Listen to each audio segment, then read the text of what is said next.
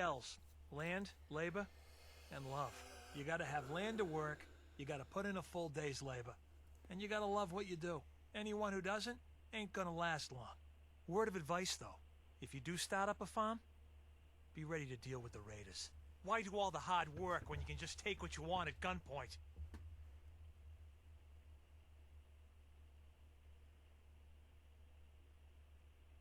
Can't you do something to protect yourself? Last time those raiders hit us, my daughter Mary tried to stand up to them.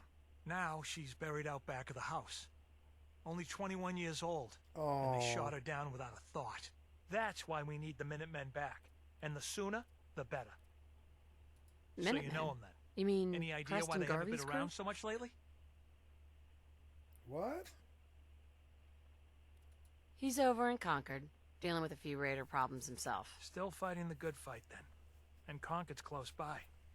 If only he'd shown up earlier, my Mary may still be alive. I don't have much to offer, but those raiders that killed Mary, they took her locket too. It's been in Connie's family for generations. If you could get it back, it'd mean a lot to us. Do you know where they're coming from? Yeah, pretty sure I do. One of them mentioned Olivia while they were here. My guess is they're holed up in that old USAF station.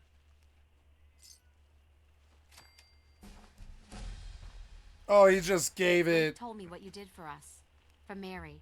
Oh, cool. I Not just much, but turned in any and trading you want to do, I'll go easy on the. any trading you want to do. I take it you want to trade? Oh, she's Just a looking to vendor? trade a little. Okay. I mean, she doesn't have anything. Oh, no, she's offering friendship. Okay. And an oak baseball bat. Can I modify it? I'm taking that, sorry. And you will get a crappy pipe pistol. And a switchblade.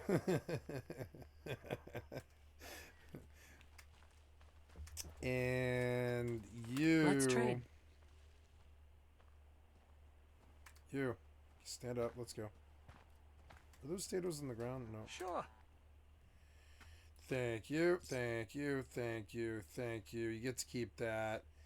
And if I had something else, I would give it to you. I don't know. No, I don't have anything else. So this was easy. Cool. And I got a level too. So let's put another damn point in perception so that I can reach lockpicking. Which is so stupid. But I mean, whatever. I'm totally fine with it. Yep. And now I can finally go put fingers put points in locksmith when I get points, and that'll be what I do for level 7 and level 8. Or no, probably just level 7. Ooh, can I get Brahmin milk from the thing from the thing?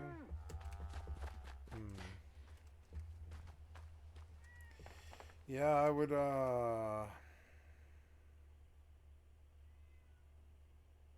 Oh, it's mine.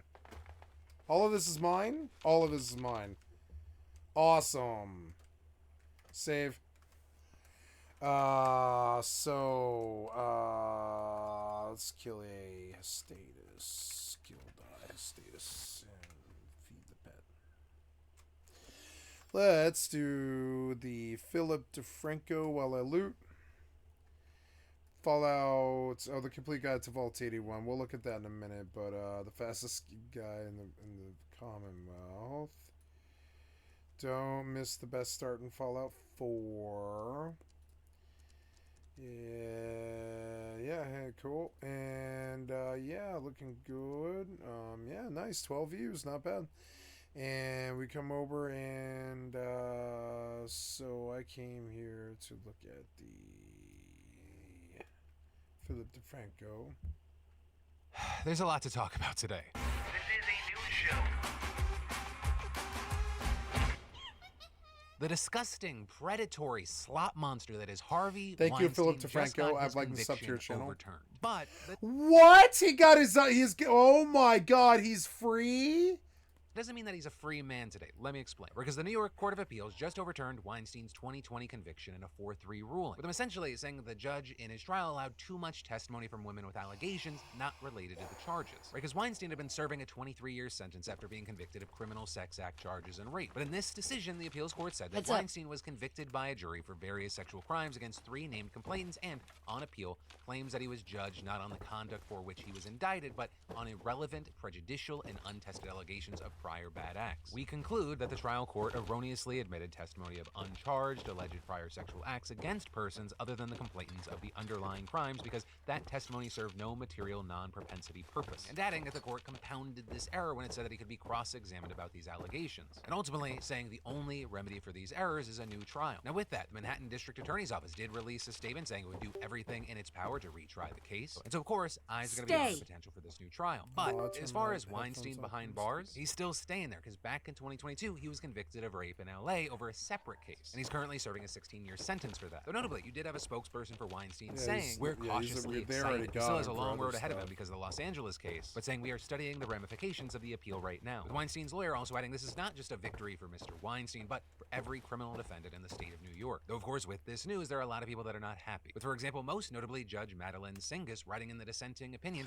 that the court has repeatedly thwarted the gains survivors have made. And adding, men who serially sexually exploit their power over women, especially the most vulnerable groups in society, will reap the benefit of today's decision. Forgotten are the women who bear the psychological trauma of sexual violence and the scars of testifying again and again. You also had a lawyer who represented 2 pre-trial witnesses slamming this decision, calling it a step back and defending the use of the outside testimony, saying courts routinely admit evidence of other uncharged acts where they assist juries in understanding issues concerning the modus operandi or scheme of the defendant. The jury was instructed on the relevance of this testimony, and overturning the verdict is tragic in that it will require the victims to endure yet another trial. But a definitive thing that we do know about what's about to happen to Weinstein, a man who's been accused of some form of sexual misconduct by over 100 women, is that while he's currently in prison in upstate New York, he's going to be sent to continue his sentence in California. But with that, the New York Times also reports that he's also going to be appealing his conviction there in May. So it definitely looks like there's going to be a lot more to come with this case here. And then things are not calming down across college campuses right now. And as a part of that, we've seen a new wave of arrests as school and government officials seek to stop student encampments like we saw at Columbia, with one of the biggest new protests being yesterday at UT Austin, where we saw more than 500 students walk out of class in support of Palestine. And just like at every other protest of this nature, one of the biggest things that they wanted was for the school to divest from companies working with Israel or Israeli firms. And with this, campus police were quick to try to confront the group and to try to open negotiations, but reportedly that failed within half an hour, with one officer telling a student that he'd be the first to go. And he made good on that promise, with that student being the first to be arrested. That was then followed up by police getting backup from state troopers and more students getting handcuffed and facing criminal trespassing charges, and police forming a line to push them back. They then regrouped at another part of the campus, and once again, there was a confrontation with police where protesters were forced off the lawn that they were trying to occupy. And in the end, at least 34 people were arrested, 2 of which were members of the media. You know, a big thing here is that UT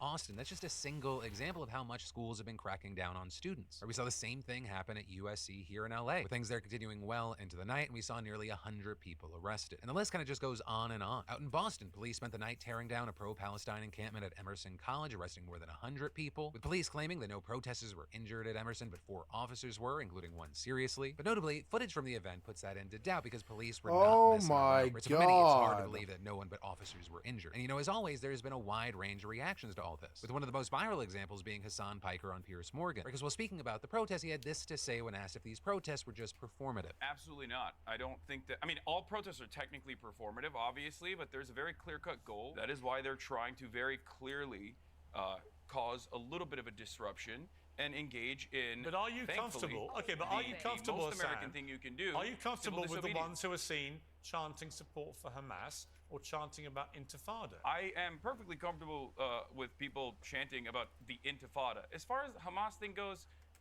any kind of protest is always going to have a litany of random people, but ultimately it doesn't really matter. You have to look at the actual tangible goals that the protest movement is stating they're Hassan Piker on Piers Morgan interested in.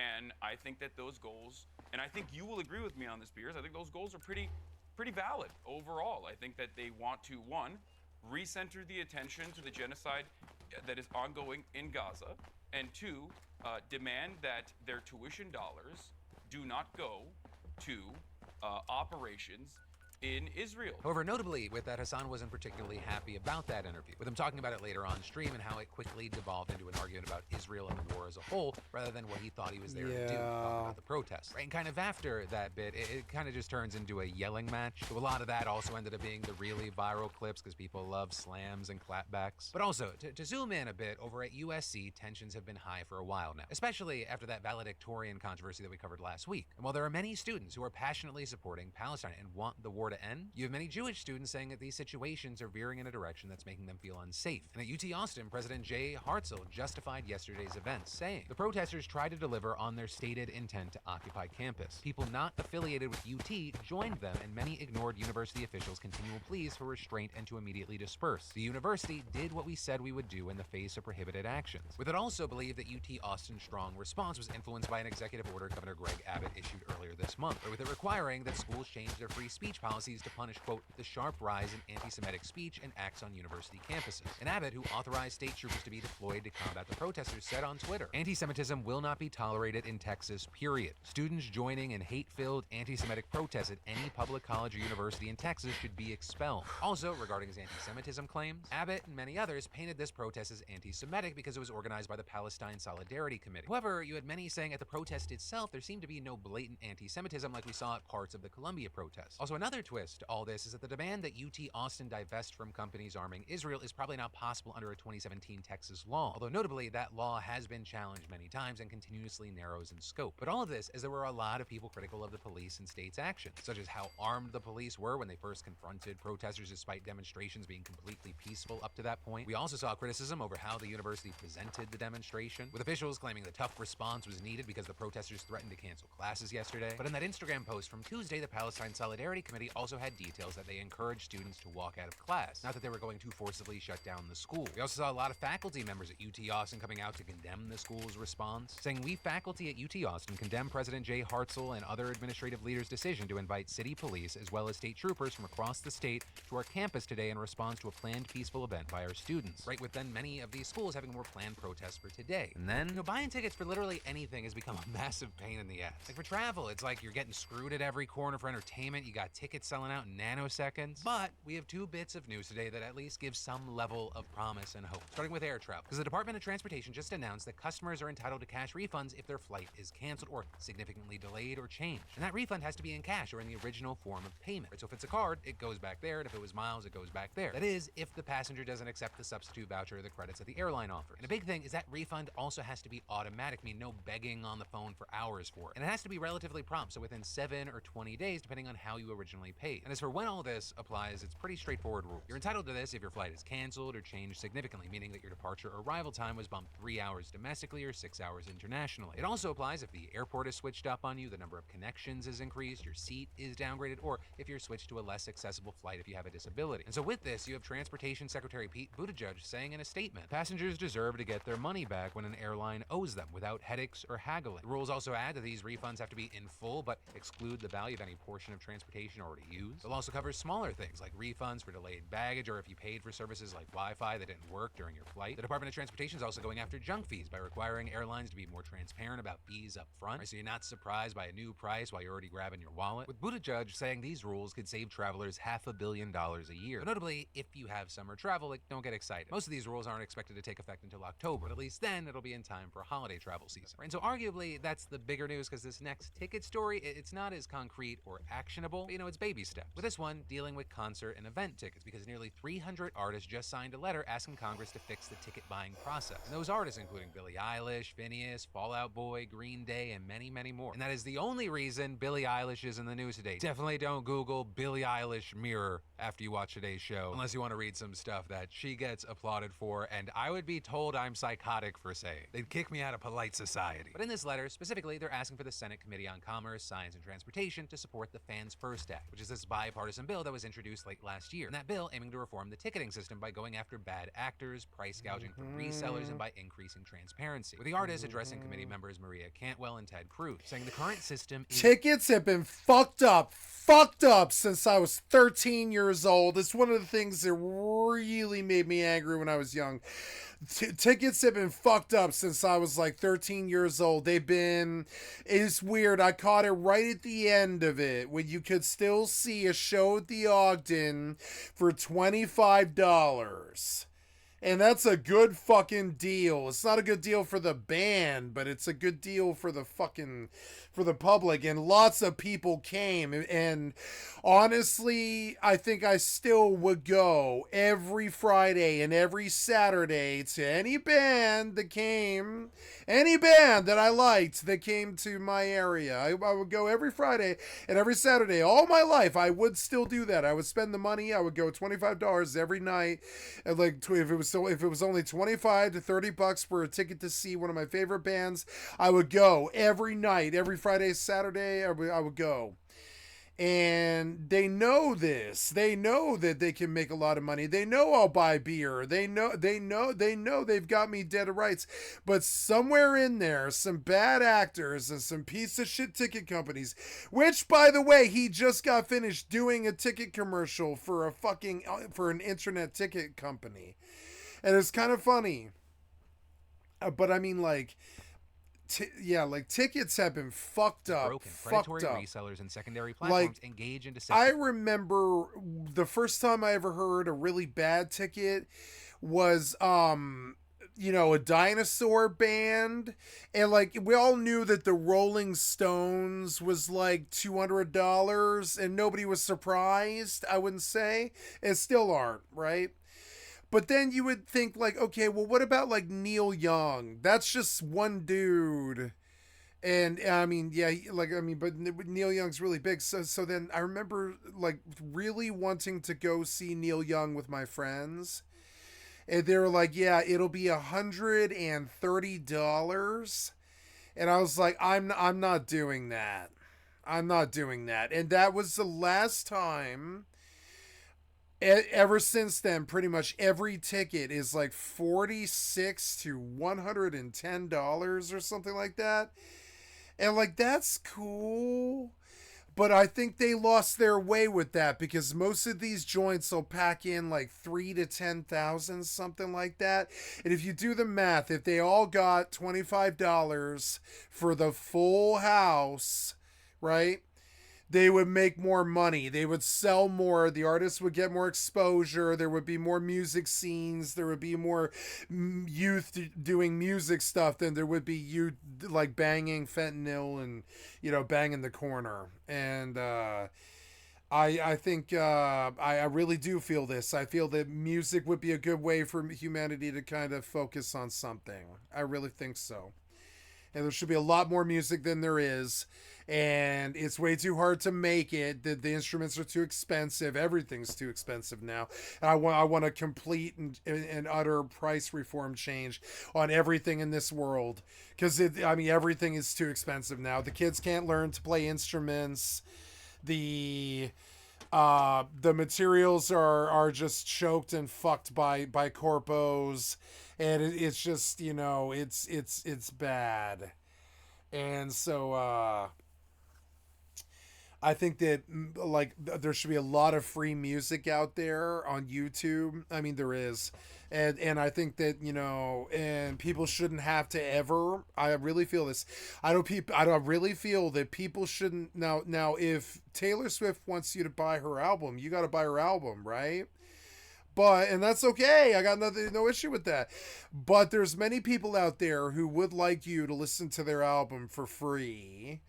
And I've never thought that was a bad thing. My favorite punk album of all time was an album called Lucky by a band called 15. And they outdid all these other commercial bands in my mind.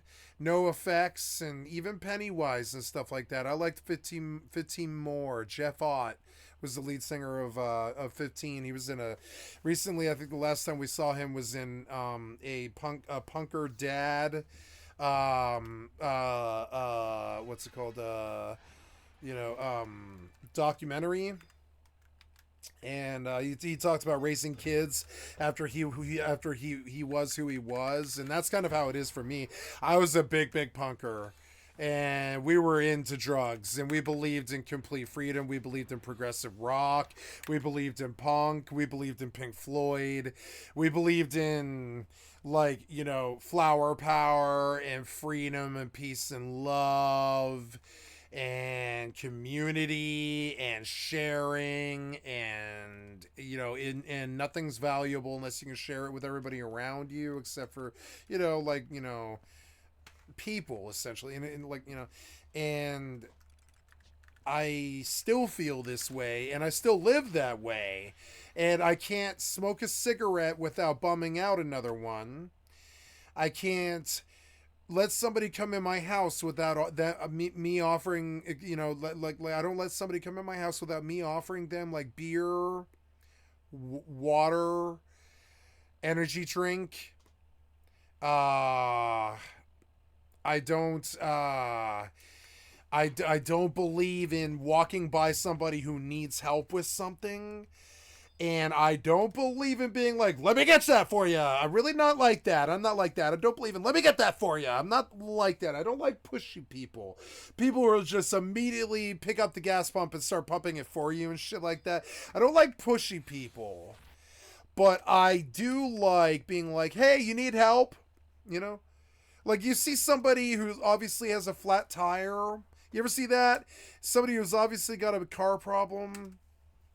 And it's like, you don't want to stop, pull over, and start jacking their car for them without talking to them. Stuff. It's creepy. And that's what people kind of want to do. They don't really want to talk to you. They just want to help you and leave. They're like scared of strangers and stuff. My thing is, hey, do you need help? You know, and you, in America, that's what we do. We say, hey, do you need help? You know, I mean, at least, even in the worst ghettos that I've been in, and I lived in the barrio, it doesn't matter. You still say, hey, you need help? Because it doesn't matter. Like, it doesn't matter what your business is or what you're doing.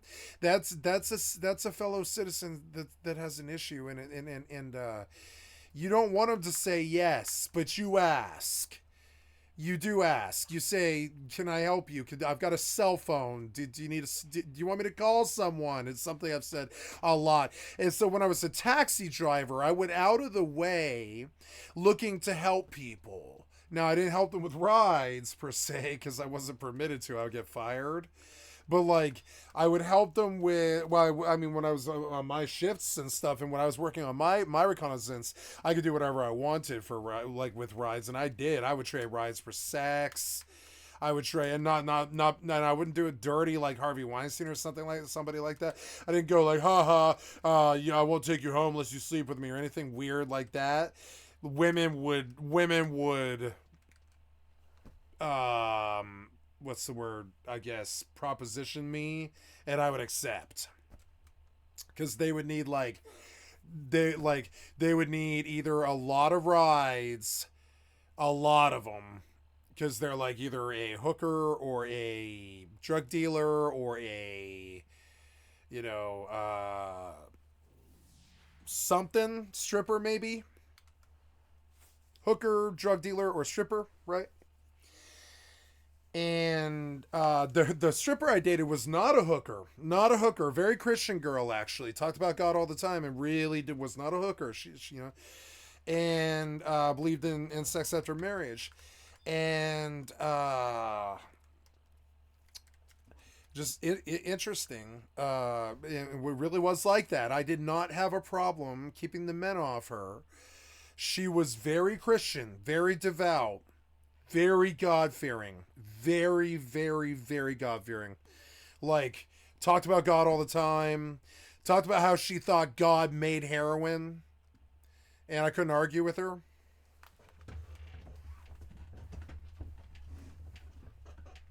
You know, I used to love that argument. She'd be like, God made heroin, anybody says that it's evil is an idiot. And I'd be like, okay,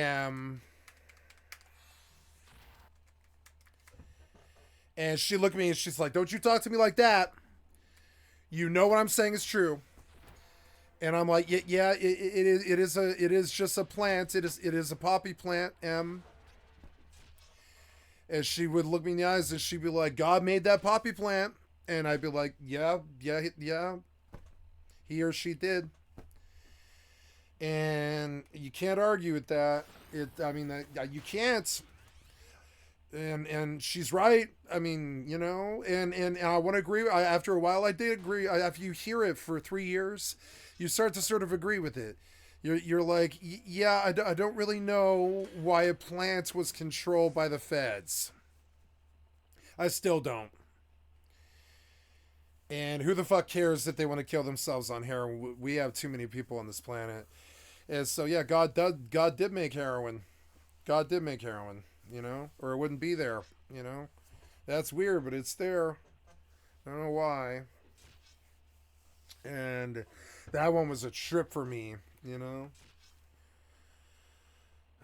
And it's funny, because I was in love with her, I believed in God. As she gave me a very interesting lesson about God, but you know, I won't talk about it here. I have no intention of offending anybody like more than I probably already have, being like God made heroin, but I mean God made heroin. It's not a argument you can really. I mean, God did make heroin, you know. I could never argue with that one. I'm still trying to find some fucking argument to it that works, and there is none. The motherfucker made heroin. I mean, that's, you know, she's right. She was always right. It's like, god damn it, man. That one's really hard to argue with, you know? It's like, I think you're right. I can't really... No, I can't, like, open a dictionary or a fucking, like, a fucking encyclopedia and still live in a world... Like, I can't live in a world where I can open an encyclopedia or a dictionary and tell her that she's wrong. She's not right. She's not wrong. I mean, she's not wrong. Like, she is absolutely right. She is absolutely right.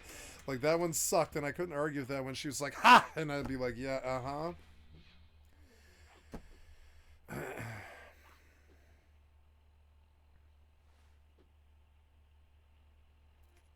After a bit, I thought of it as marijuana.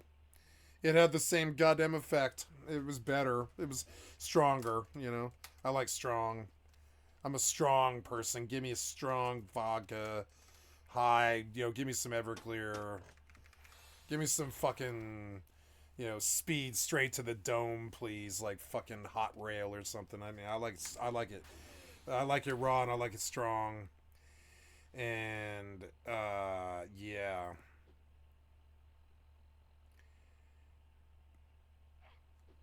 And so yeah, like I felt like heroin to me felt like just strong marijuana, you know, really strong marijuana, the kind that if you do too much, you're out, you're gone, poof, you're just faded out, drooling, you know, and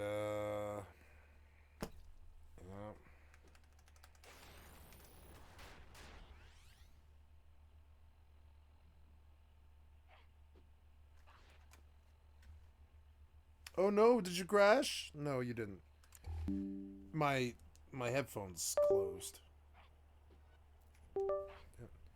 I'm gonna take this cord out now. I think it's been in for a couple of hours. I can probably charge the rest later tonight.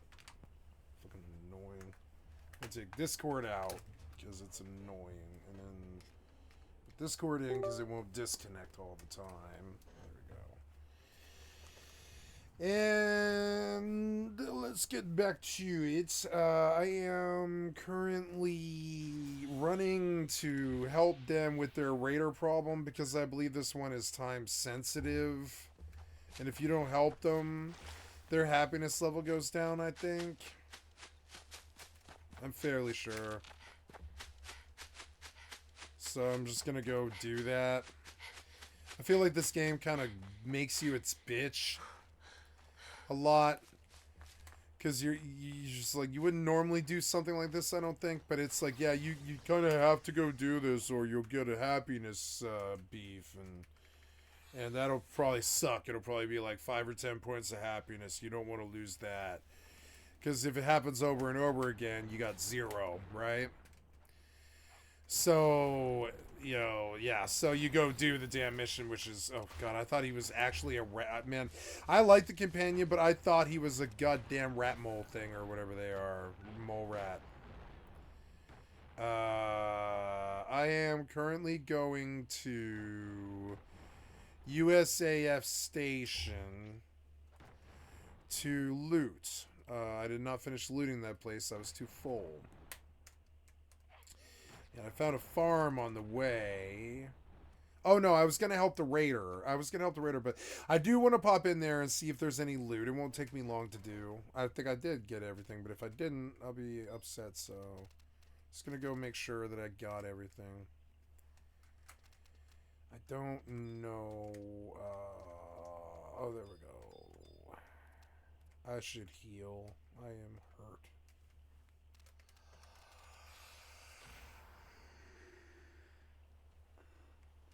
Wow, easy. Okay, so where am I now? Oh yeah, okay.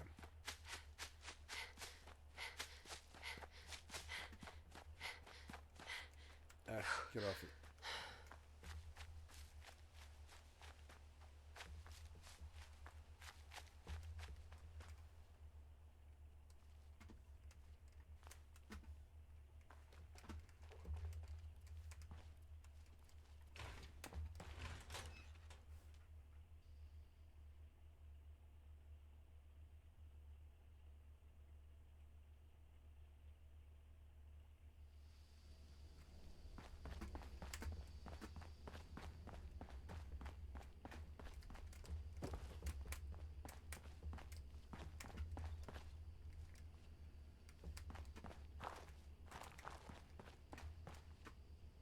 Terminal's got this locked. Ooh, it's a mini nuke. Yeah.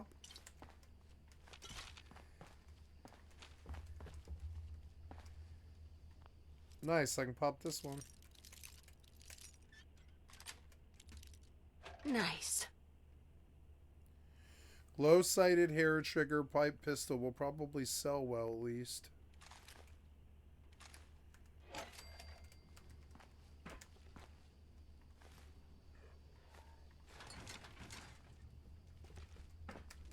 Ooh, look, it's an ammo cache. It makes me almost want to cry tears of joy.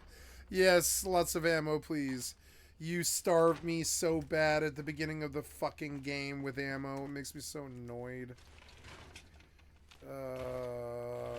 Braxo, paintbrush. I think I'm doing a little better now, but it was kind of like scarce there for a bit. I was like, I've got 60 rounds.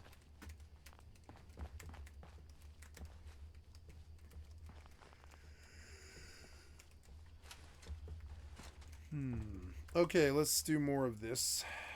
Ticketing practices to inflate ticket prices and deprive fans of their chance to see their favorite artist at a fair price. And adding, no one cares more about the fans than the artists. When predatory resellers scoop up face value tickets ahead of fans in order to resell at inflated prices on the secondary market, artists lose the ability to connect with their fans who cannot afford to attend. Notably, the artists also went after deceptive URL practices and speculative tickets. So this is going to be very interesting to watch where it comes from. And then, surprisingly, I found out that a lot of you don't have a doctor when you probably should. You get that scratchy throat that turns into not being able to swallow a thing, to that nagging pain that starts affecting the rest of your body. And the common denominator I've heard about why there's hesitation is not having the right doctor that you trust and feel comfortable with. But thanks to the amazing partner of the PDS, ZocDoc, they understand your reasons and they're here to help you. The typical wait to see a doctor booked on ZocDoc is between 24 to 72 hours. Sometimes you score same-day appointments with doctors who have verified reviews from real patients, not bots, like actual people. Plus, ZocDoc is a free app and website where you can search and compare highly rated in-network doctors near you who accept your insurance and instantly book appointments with them online. I mean, we're talking about booking appointments with tens of thousands of top-rated, patient-reviewed, credible doctors and specialists. And the app's so easy to use, and it's not just about finding your general practitioner. ZocDoc finds specialists too. Was it Jet? Dermatologists, It was dentists, Jet. psychiatrists, Did you get eye it? doctors. I mean, I can go on. So just go to ZocDoc. You got it, right? /Phil and download the ZocDoc app for free. Then find and book a top-rated doctor today. That's ZocDoc.com/Phil. ZocDoc.com. was that sound? Am I being /Bill. heard? And then we need to talk about how the Supreme Court heard oral arguments today about whether Trump can claim presidential immunity from prosecution. Because while we're not going to get a decision today, it's very Presidential interesting. It's got to be immunity. very meaningful, right? And all of He's this not connected to the president. federal criminal charges over his alleged attempt to overthrow the 2020 election. With DOJ Special Counsel Jack Smith saying the former president created a fake slate of electors to replace the real ones who voted for Biden in key states. But Trump's lawyers, they argue he should enjoy immunity from those charges, citing a 1982 Supreme Court ruling that former presidents are immune from civil litigation for their actions in office. But to that, you had Smith countering that criminal charges are different. So far, the argument has exposed a clear split between liberals and conservatives on the bench, with Justice Brett Kavanaugh calling the charges vague, claiming they could be used against a lot of presidential activities historically with a creative prosecutor who wants to go after a president. And in a similar vein, Samuel Alito argued that denying Trump immunity would incentivize future presidents from leaving office peacefully because they know their rival may prosecute them. But that the president may be criminally prosecuted by a bitter political opponent, will that not lead us into a cycle that destabilizes the functioning of our country as a democracy? But then you had the liberals like Sonia Sotomayor and Ketanji Brown Jackson pushing back against that. There is no fail-safe system of government. In the vast majority of cases, the innocent do go free. Sometimes they don't, and we have some post-conviction remedies for that. But we still fail. We've executed innocent people. Having said that, Justice Alito went through step by step all of the mechanisms that could potentially fail. In the end, if it fails completely, it's because we've destroyed our democracy on our own. You seem to be worried about the president being chilled. I think that we would have a really I think she's right, and people on the outside can't really see it right, I don't think, but I can. For some reason, I've always kind of had a gift for the law. When the evidence is presented in the court, the jury is looking at it.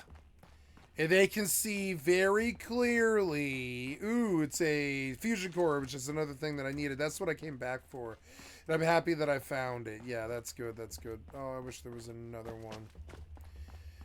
Because I'll go into that vault place and I'll get that one leg. I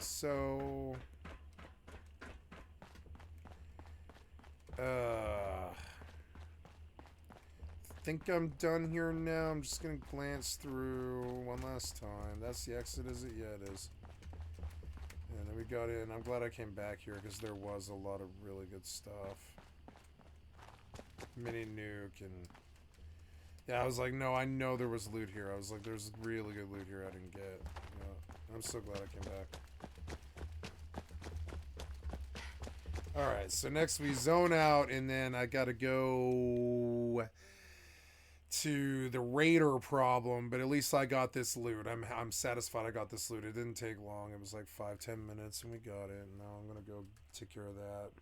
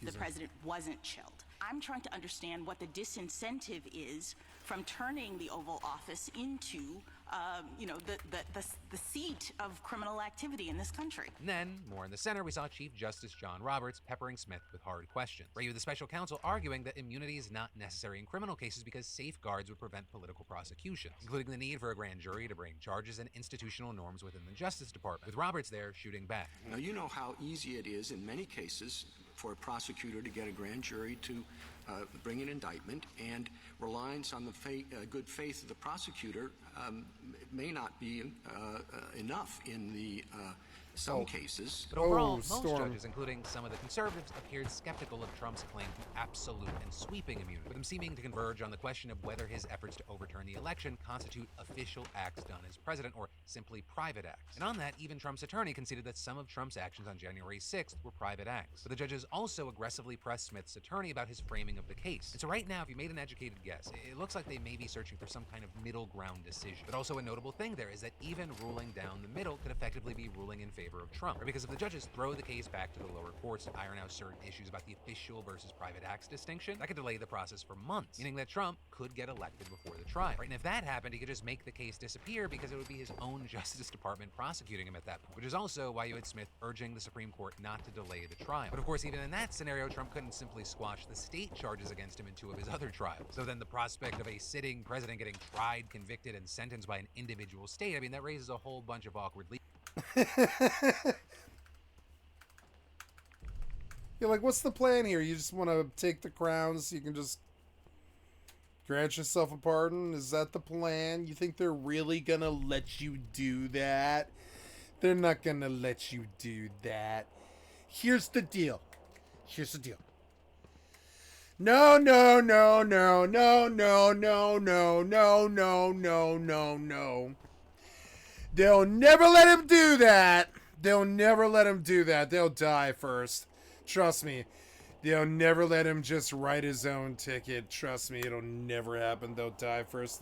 They'll give him his Civil War. There's no way they'll let him write his own ticket. He's got to accept that. Well, there's no way they'll let him do it. There's just, I mean, sorry. There's just so many laws and things in place that, I mean, he can dream that might happen somehow. But no. We have so many laws in place to prevent that kind of thing. And we got a whole country that just won't stand for it, you know. You can't just go and take the crown. You can't. You have to earn it. You can't just like get the country in a tizzy for 10 years, fail and lose an election, and then just write your own fucking get out of jail free card. That's not how this works. Hey, There's no precedence for it because it's never happened. Because it won't happen. There's so many lawyers and so many ways to stop him. But again, this was hearing oral arguments, hearing the questioning, and only time can tell what this mess is going to definitely look like. And then, the U.S. Department of Agriculture just announced a suite of new nutrition standards for lunches and breakfasts in public schools, with it creating the first limit on added sugars in school meals, which I have to say, I was kind of shocked that this did not exist before. I thought maybe it was just high, but it just did not exist. But it's here now, and it'll start with high sugar foods like cereal, yogurt, and flavored milk in the 2025-2026 school year, with then, by the fall of 2027, added sugars overall will be capped at no more than 10% of total calories per week. And also, by that same time, they'll reduce sodium in breakfast by 10% and in lunches by 15%. Yeah, when I was a kid, when you're a kid and you're like 12 and they're exercising you for an hour every day and like a wolf, you know, like a dog, like, you know, you need to be put through your paces, essentially. Like, you have to be trained, essentially. They crack you like a whip and they make you run the mile every day and all this stuff, you know, they do. And if you're in a good school, they do. And so, like, and one of the things about that is you get hungry. You get fucking hungry. So you pound 4 sodas, and at lunch you have like a Taco Bell number 4. And at dinner, your parents feed you some huge meal, and then you ask for ice cream afterwards.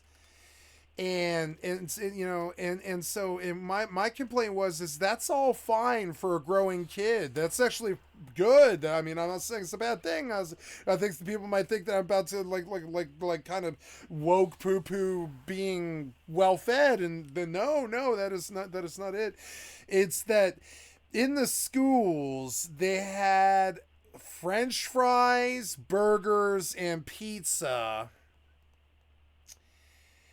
There was gallons of ranch and ketchup.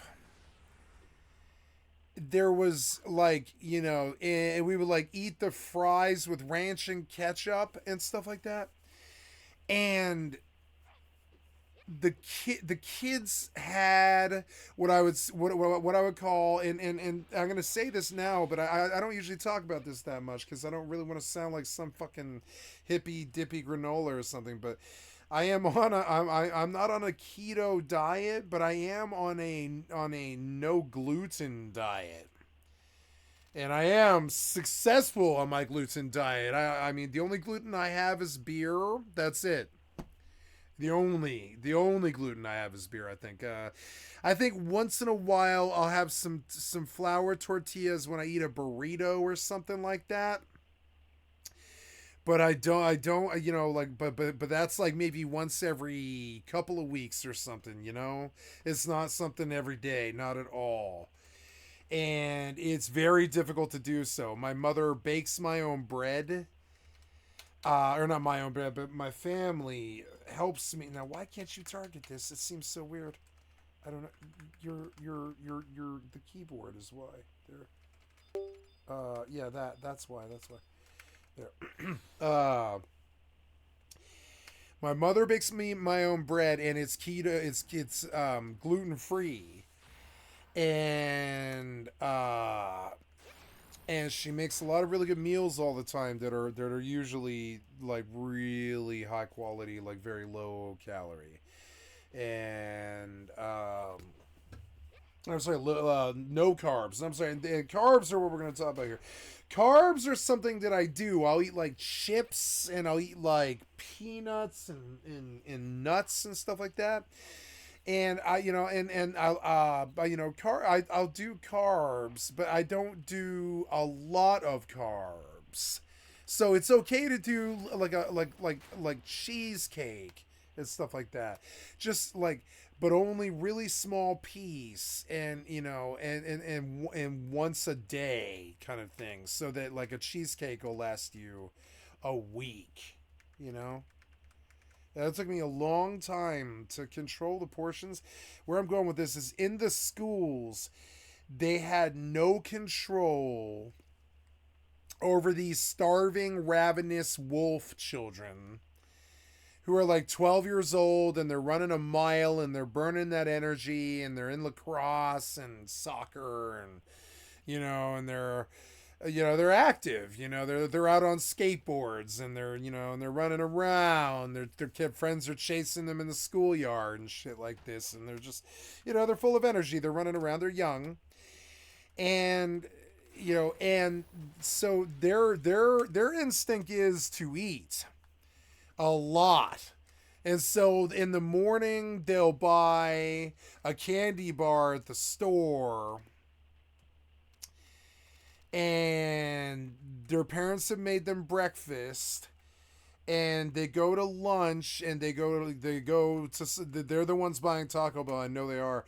Like they go to lunch, and they blow like fucking $10 or $15 on Taco Bell and shit on a Friday afternoon, And then they go to a movie theater, and they eat butter popcorn, and they have a steak dinner that they eat at their dad's house, right?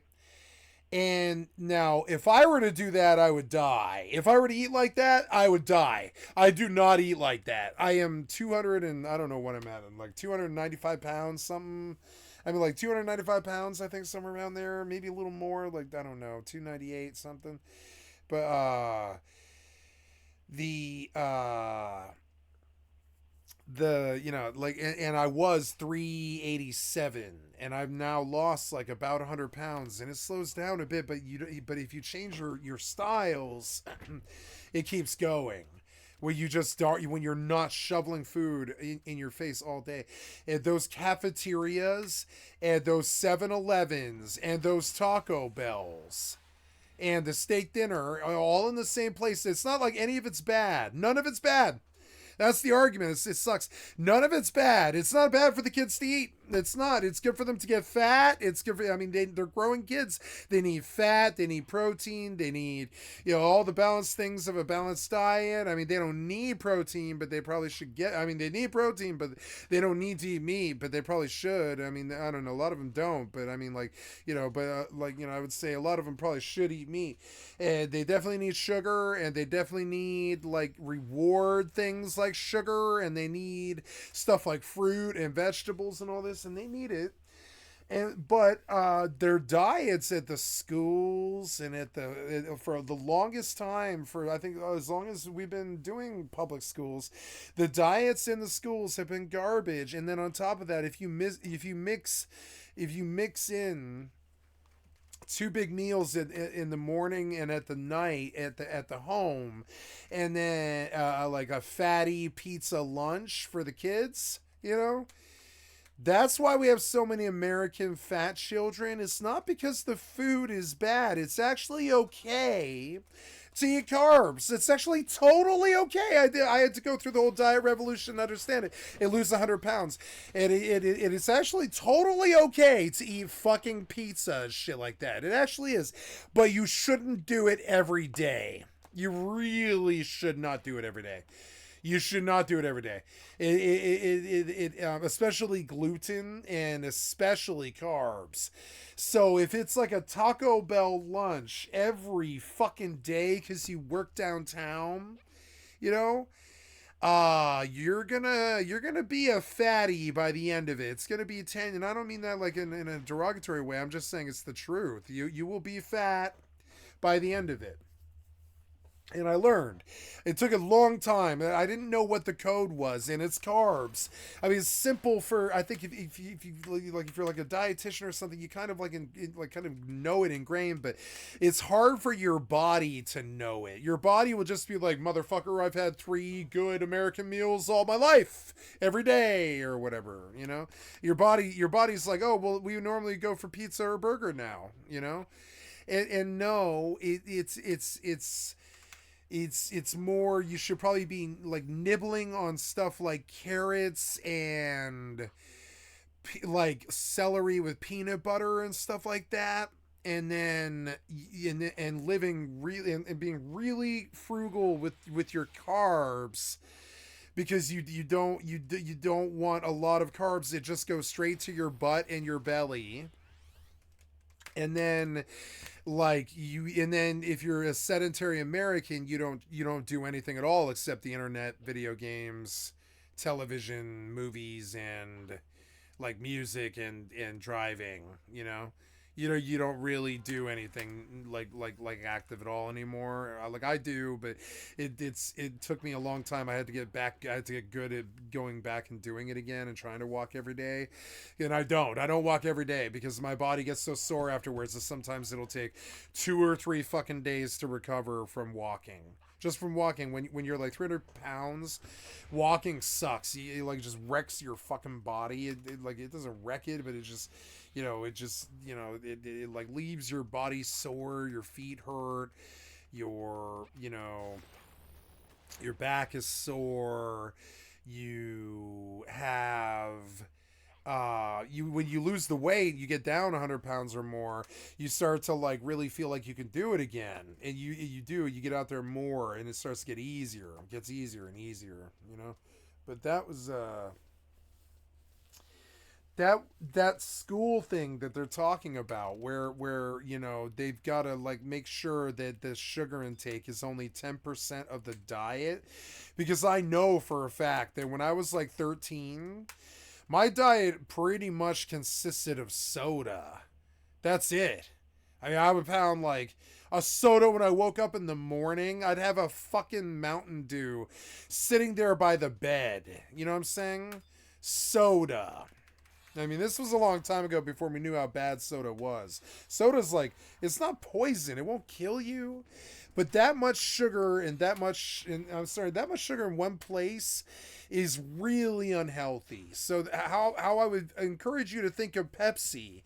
If you want to be a thinner person, how I would encourage you to think of soda is once, maybe every 2 weeks. And then you can have a huge one. Who cares? Once, maybe every 4 weeks. You know? Have a great big gulp. Who the fuck cares? Great. Wonderful. Pepsi's wonderful. It is not poison unless you're drinking it every day, in which case you are a fat American, probably. You're a fat American. If you're drinking soda every single fucking day, you are a fat American. And trust me, I love soda. It's like one of my favorite things in the fucking world. Love soda. Drank thousands of gallons of it, probably. I don't know. But I mean, like, you know, I don't know. And I love soda, and I had to let that go. I just had to let that one go. You have to let that one go. You cannot drink soda more than once or twice a month and hope to have some kind of body balance. You can't. It just wrecks you. It's like, so for instance, now I like Bang energy drinks, right? Which are really fucking bad. And a Bang energy drink will last me, because it's 300 milligrams of caffeine. I can't do 300 milligrams of caffeine anymore. It'll kill my heart, you know? I'm 40 some odd years old, and you know, I can't do fucking Bang energy drinks. So I do. The difference is I have 5 gulps of a can, and a can will last 4 days, right? And 5 gulps, you know, and not only does this keep the carbs and the gluten down, it keeps the caffeine sane, and it feels just like having a cup of coffee as opposed to, you know, bouncing off the fucking walls and being a crackhead on soda, essentially. And that's what soda does to you. It turns you into a crackhead. If you want to know what crack is like, it's like drinking 5 sodas. If you didn't know what crack is like, it's like drinking 5 sodas. Imagine what drinking 5 sodas is like, right? By number 3, you're probably like kind of sick of soda, and you probably can't even take any more of it, really. But you're on your way to number 4 before you'll puke, and then in the next hour and a half or so, you have like 2 more, or whatever, like 2 or 3 hours, something. You have 2 more. You got to remember, you've now had like a 6-pack of fucking soda. That's what crack is like. That's what crack. I've done crack. That's what crack is like. You're like, I'm all super happy, and I've had so much sugar. I'm let's go running amok. You know, and you're just crazy. It's like crack. It's exactly like crack. These kids do that. They'll pound a 6-pack in a day. I know many kids who have pounded a 6-pack in a day. I know many people who have done it, and so, you know, or even more. I had a friend who did like 3 energy drinks every day until he was like 30 fucking 5 or something. 3 of them, 3 Red Bulls, 3 whatever it was. Like he always had a job. I don't believe he ever had a day of his life that he didn't work. He just always had a job. He was a working man. He loves to work. He's the most dedicated workaholic I've ever met. Fucking whatever it is, he'll come over to your house and he'll start working on your fridge and shit. He's just, you know, or trying to figure out something to do to improve something. And but he's a workaholic, and it's gonna be chronic. It'll be till the day he dies. He'll be puttering away somewhere in a truck or something out in the country or something, and he'll get a flat tire, and he'll be trying to fix that tire his ass by himself when he's like 98, and he'll be trying to fix that tire by himself, and he'll kill. I know how he'll die. He'll be working his ass to death somewhere. Even the day that he dies, I guarantee he'll be working his ass to death somewhere when he dies. I'm certain of it. Like, I know the sun's gonna rise tomorrow. He'll be working his ass to death somewhere when he dies. I guarantee it. He'll be out in the country, or he'll be out, You know, he'll be taking care of a grandkid and he'll probably keel over because his heart gives out or something. It's going to be like that. He's one of those. He'll just keep on working. He doesn't matter what it is. He's got too busy of a mind. He can't stop working, you know. And he was a wiring technician for a long time. I don't know what he does now, but because I haven't spoken to him in like 5 years, but I assume that's what he does still. I don't know though. And anyways, like, you know, so the kids should not be having more than 10% sugar every day. So if they're getting like a Go-Gurt at the fucking 7-Eleven, that shit's good, but it's full of fucking sugar. I think they forget this, but I mean, it's full of sugar. It tastes so good. What did you think made it? It tastes so good. It's full of fucking sugar. Even yogurt is full of sugar. It's like full of it. So, like, you know, so now, like, which is fine. Sugar's good.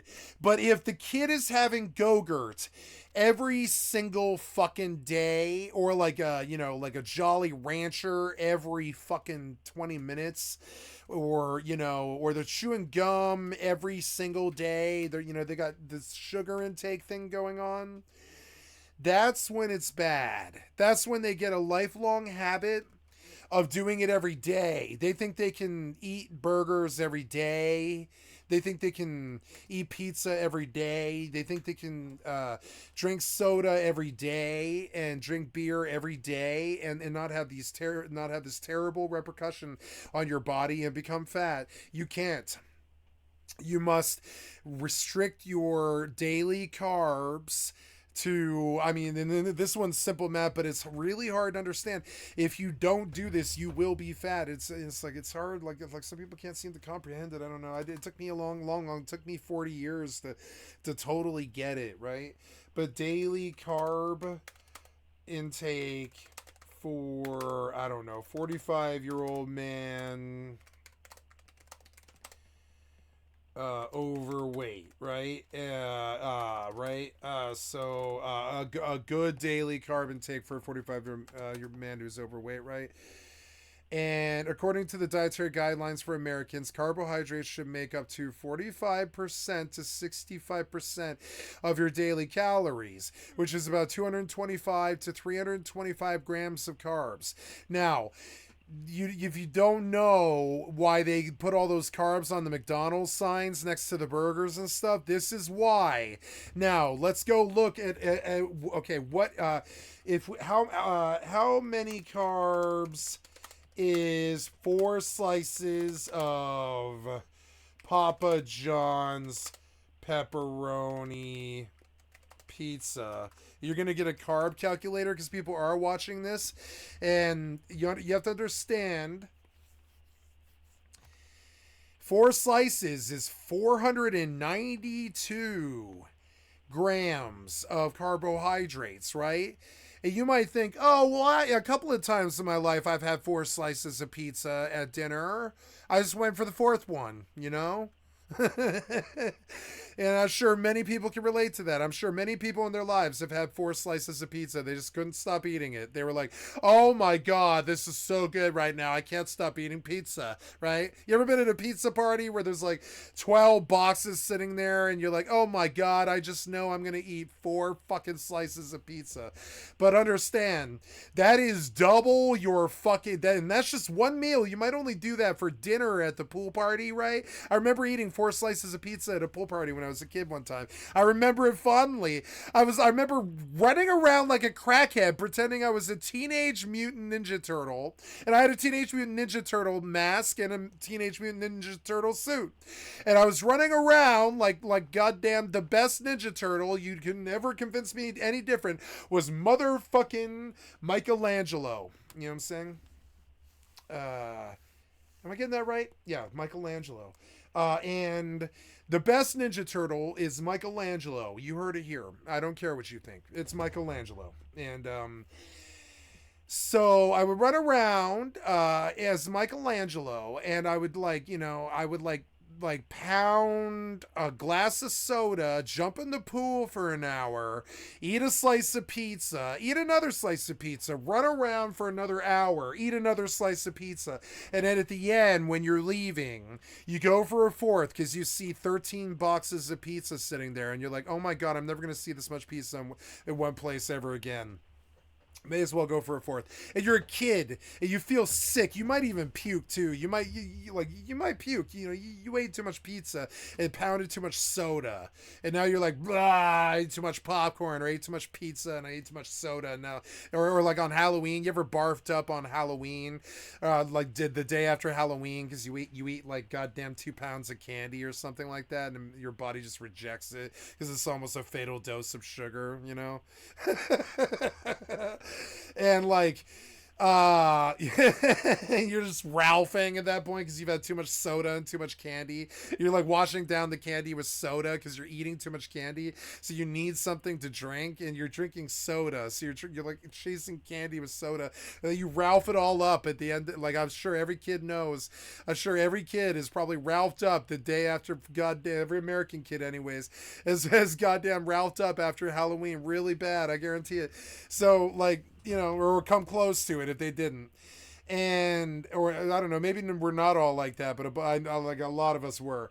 And so understand, when you begin to comprehend how little the daily is, it's like 325. If you want to be someone who has sex, right? You have to restrict your grams of carbs to 225 to 325. So you have to understand like how little that is. Like how many carbs is a bacon or no, what's that one at McDonald's? It's like the oh god, I don't know, what is it? Is it the quarter royale? The quarter royale, or yeah, like the quarter royale? How many carbs is a quarter royale, right? Or whatever. Yeah, like a quarter royale burger, right? Or what was that one called? It's the quarter pounder. I'm sorry, the quarter pounder, right? How many carbs in the McDonald's quarter pounder is 534, or sorry, yeah, his carbs is 37, but the calories are off the fucking chart. And I'm sorry, I got carbs mixed with calories, but carbs are bad.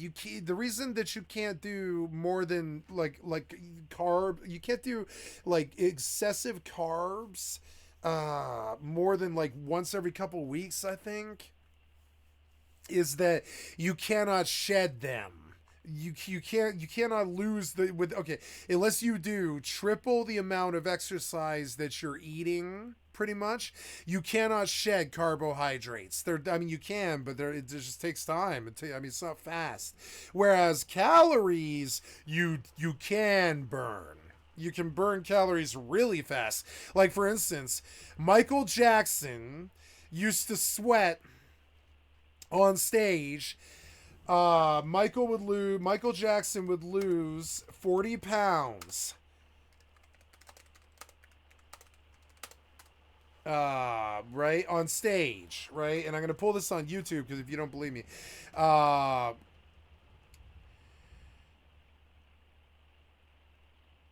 yeah, so he was so active and on that stage that he would literally he would carbo load like McDonald's and shit like that, and like, you know, milkshakes, but he would work out on stage so hard that he would like burn off all that fat in a single session, much less, you know, he would burn so many calories. He just would, you know, moving and stuff, and they would chart his body afterwards. They would be like, oh my god, tonight you lost like 36 pounds in a night. Oh my god. And and he was like, so he would eat big and he would binge puke and stuff and all this other stuff, and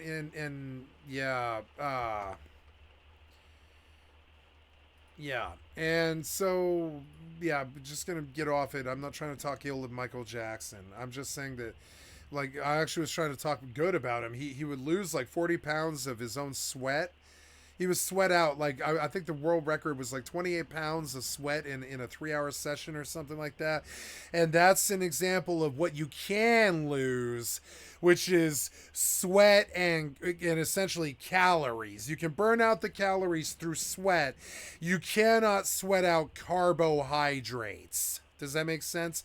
They bind in your fat molecules and all this. I forget the whole scientific thing of it. It's not, it's not the same thing as sweating it out, which is something you can do with calories, right? And so, it's funny how little this quarter pounder has in carbs. So you can actually have a couple of Royal quarter pounder carbs, but where you're going to really lose is how many calories there is. You can only have 4 of these a day before you're morbidly obese. And people do sometimes do like 4 of these a day. They'll like do 2 in the morning and 2 in the evening. 4 of these a day, And yeah, and so where you're not really losing on carbs there, I think McDonald's kind of got wise to the carbs thing, but you are losing on the calories, and you must count these, because if you don't, and maybe you're, and some people have a very good metabolism and they don't have to pay attention to shit. But I mean, like, most people can't sit there and pound carbs all day and expect to be skinny. And it took me a lot of self-realization, a lot of changes, and a lot of testing it and seeing it. I had to see it firsthand. They took me off of carbs entirely for a little bit there, and I was on a keto diet, which is entirely paleo stuff. It doesn't have any carbs in it, period. And I did. I lost like goddamn 50 pounds really fast. I mean, the carbs are where you lose fast. If you want to lose fast, you got to cut the carbs. You can eat calories and fat and sugar all day. Like, shit, I'm gonna go get me a cheesecake right now, and you think I'm pounding cheesecake every day, but no. The difference is it's a very small, tiny piece of cheesecake, and it's a nice little sugar drop, but it's not the whole cheesecake. It's not like, it's not like a quarter thing of ice cream or something. It's just a tiny little treat. And what have I eaten today? A cut of pepperoncini or whatever they call it. It's like a deli meat, but it's like very uncured, and it's very, or very cured, I mean, and very, very thick and hard, very hard pepperoni. And it was like about the size of that, I think. Yeah, it was like about that size or so. Not very big. And a couple of peanuts. And I've had a gulp of milk. And not a glass, a gulp of milk. That's it. And now I'm going to move to a piece of cheesecake for dessert. Now, that's not a particularly healthy meal. It's not a particularly bad meal. You won't get fat eating like that. Because with the cheesecake comes the balance of no carbs and no calories almost at all today, right? So the cheesecake's fucking fine. You had like no carb intake beyond the cheesecake, So, there's no other things to compete with the cheesecake. Does it make sense? The minute you start competing with the carbs and you're layering it or doing it all day, every day, that's when you end up 300 pounds. And so, and it took me, and it's hard to say it right I hope I'm illustrating it right. And so once you cut out the carbs, and I didn't believe it. I honestly did not believe this. I went into it telling them, I told the doctor, I told my mother, I told everybody. I was like, I do not believe that carbs are the problem. I believe it is fat. And I just have a nice fatty American diet, and I love my food or whatever, and it's fine. And they were like, no, fat's fine. And they're right. It's too much fat, too much carbs, too much calories, And then when you understand that you have this, you really don't have a lot of leeway. The older you get, the less leeway you have with it. And, and that sucks. And the younger you are, the more you're going to burn it, the better your metabolism is and all this other stuff. And so it took me a long time to internalize what it takes to lose what I'm going to lose, which is like 240 pounds. I'm already at like 105 or something like that. And I'm aiming for 240, I think. Or no, that's not realistic. I think realistic for me would be 190. So I've lost something like, I've lost 87 plus 6, whichever that is. I've lost 93 pounds. And 93 pounds, and then and I want to keep going. And also I walk many miles. I bought my new shoes, I don't know, 2 weeks, 3 weeks. No, this was long ago, 2-3 months ago now. Those things, I am definitely putting them in their paces and stuff. And so if you walk, you can balance the bad things that you eat just fine. So if you feel like having a bad cheeseburger that day, go do the cheeseburger. Believe it or not. I call it cheap food. If you really fucking want a cheeseburger that day, or beer, or anything that's bad, but beer's bad for you, very fattening. It's not bad for you. It's just very fattening. It's very fattening in excess anyways. And so, so you might want to go be bad that day. Go be bad that day because you were good the last few days and you had like one meal. It's a balanced one. It had very low carbs, if at all. It was well made. It was gourmet. It was, like my mother sometimes cooks like 2 or 3 days in a row, or I'll eat her leftovers for 2 or 3 days in a row. And there's no carbs in it. I'm seriously, 0 carbs in it. It's just vegetable matter and stuff from her garden. And it done in like an air fryer and shit like this. And it's just crazy. And good, and it's good for you, and it's a balanced meal. There's meat and proteins there and veggies and shit, and it's good. And you don't have any carb intake. There's no bread, there's no gluten, there's no beer, there's no fattening things in your diet, and you have a nice big meal, the one meal that you did eat that day. So that, and so then you're like, okay, well, I ate a big meal today, but it was not a cheat meal. It was a 0 carb meal that had like nothing that went to my butt or stomach. It was all good food, and like vegetables and such or whatever, or nuts or meat, pure meat, or I eat a lot of beef jerky. Oranges. I eat a lot of oranges, and stuff like that, and to get vitamin C, and you keep it low. You keep the intake lower and lower and lower and lower, and you're starving all the time. But when you want to eat, you just eat whatever you want. Like right now, I'm just gonna go get a fucking piece of cheesecake because I didn't eat a lot today. I had like a handful of nuts and a thing of meat. That's it, not 3 square meals, not, and so now I'm going to go eat a piece of cheesecake and I don't feel guilty. I don't feel bad. I'm still losing the weight. Tomorrow I go walking because I feel bad because I ate cheesecake for 4 days in a row or something like that. It's stupid, but I mean, it is. But I don't have to limit myself if I don't feel like it. I don't. I just pay the costs,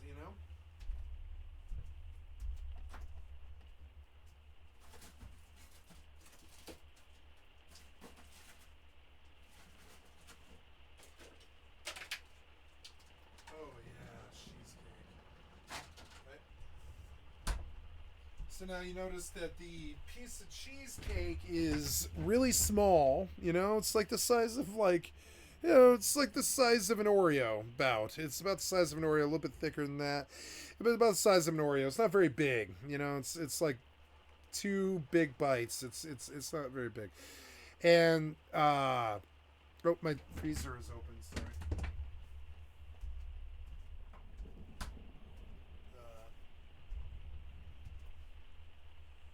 So I can just bite into it, no shame. Watch. Oh yeah. And I can relish it. I can be like, you know.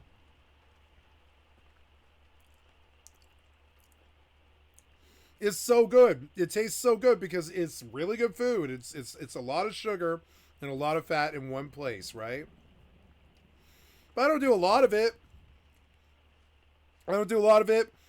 I don't, you know, I don't live there. I don't relish the food or do anything psychological or anything like that. I'm actually not very thinking about it very much. I'll go through it real fast too. Watch. Wow.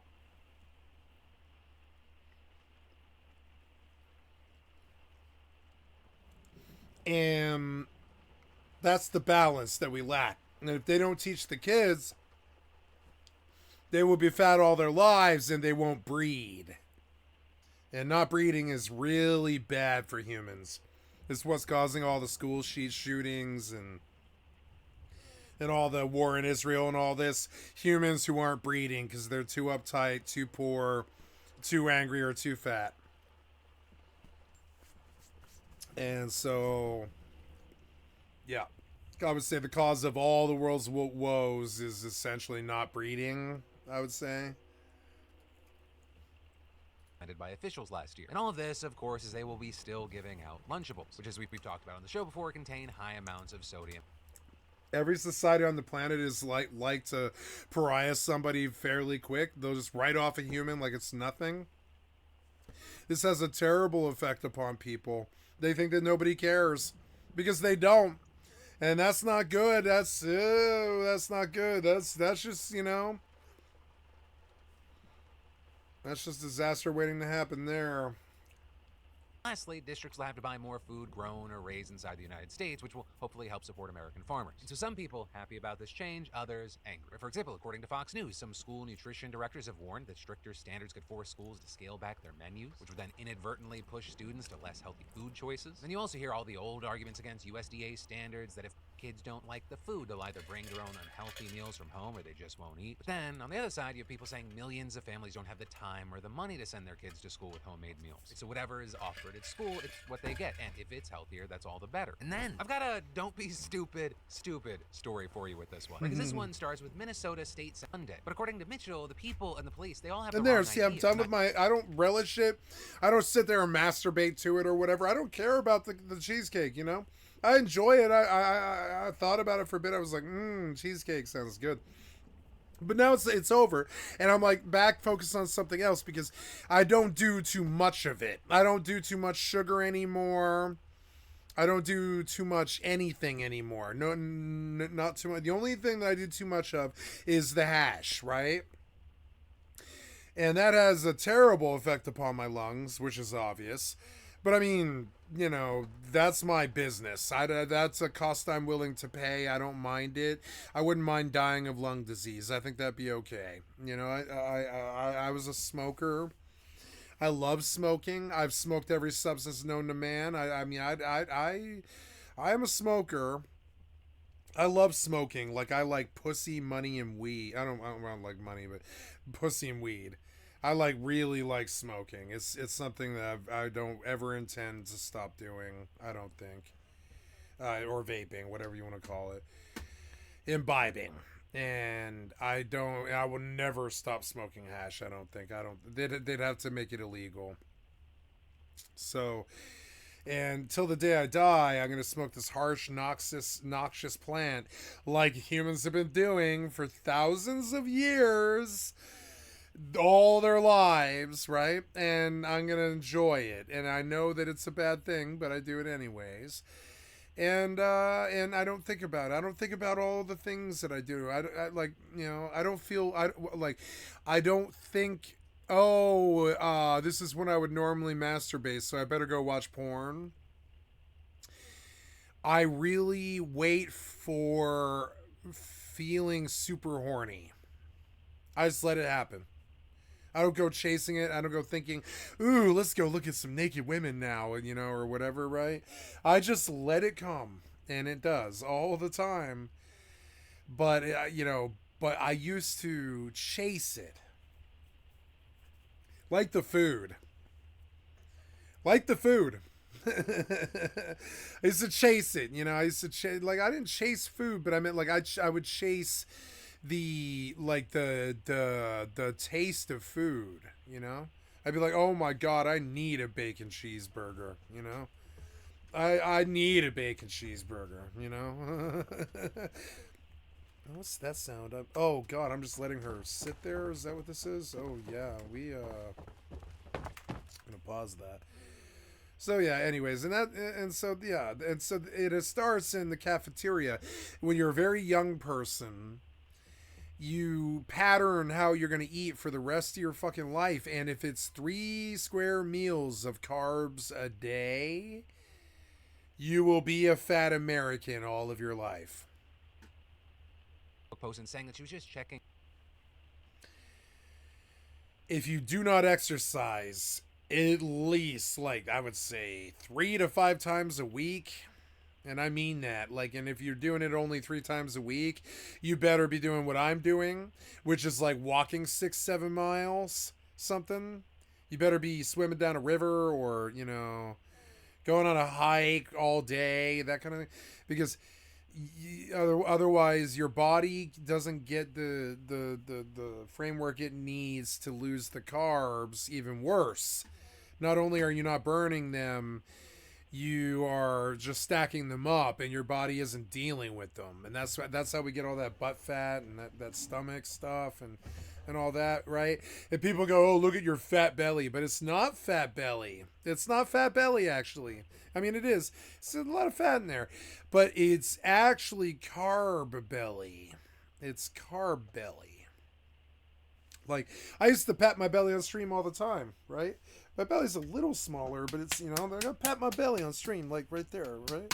It's not too bad, you know.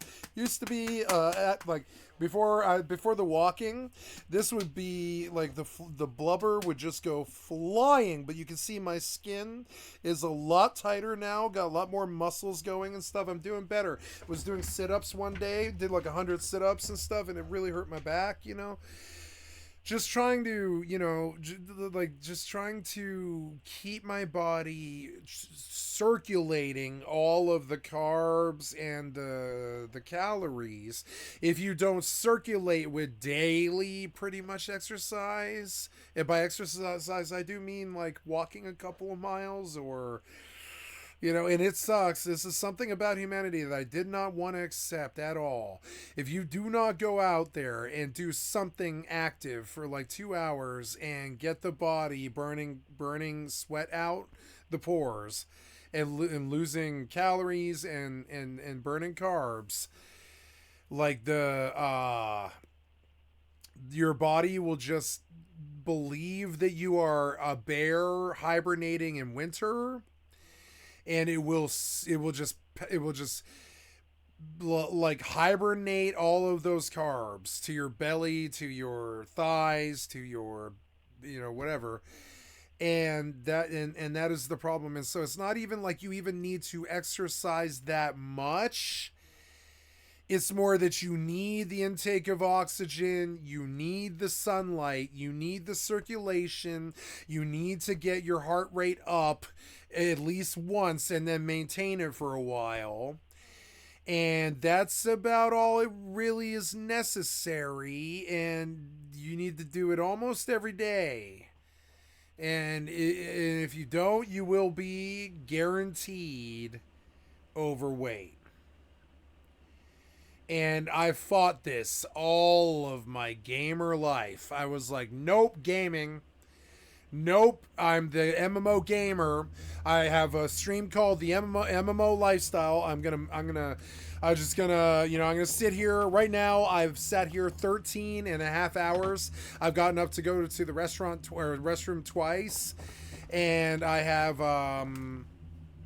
like You know, and today I didn't even take a shower today. I didn't go exercising. I didn't take a shower today. I was just like, day in, it's hardcore raining. I'm not going outside. I'll get fucking soaked, and I'm just not, you know, not in the mood for it. And I was having a bad day mentally today, and so I didn't exercise. And I haven't exercised in 3 days, but I did exercise for 5 days straight the day before those 3 days, and that's why my body was so shot that I was like, I need a 2 or 3 day break. And so tomorrow that ends, and I go back out there.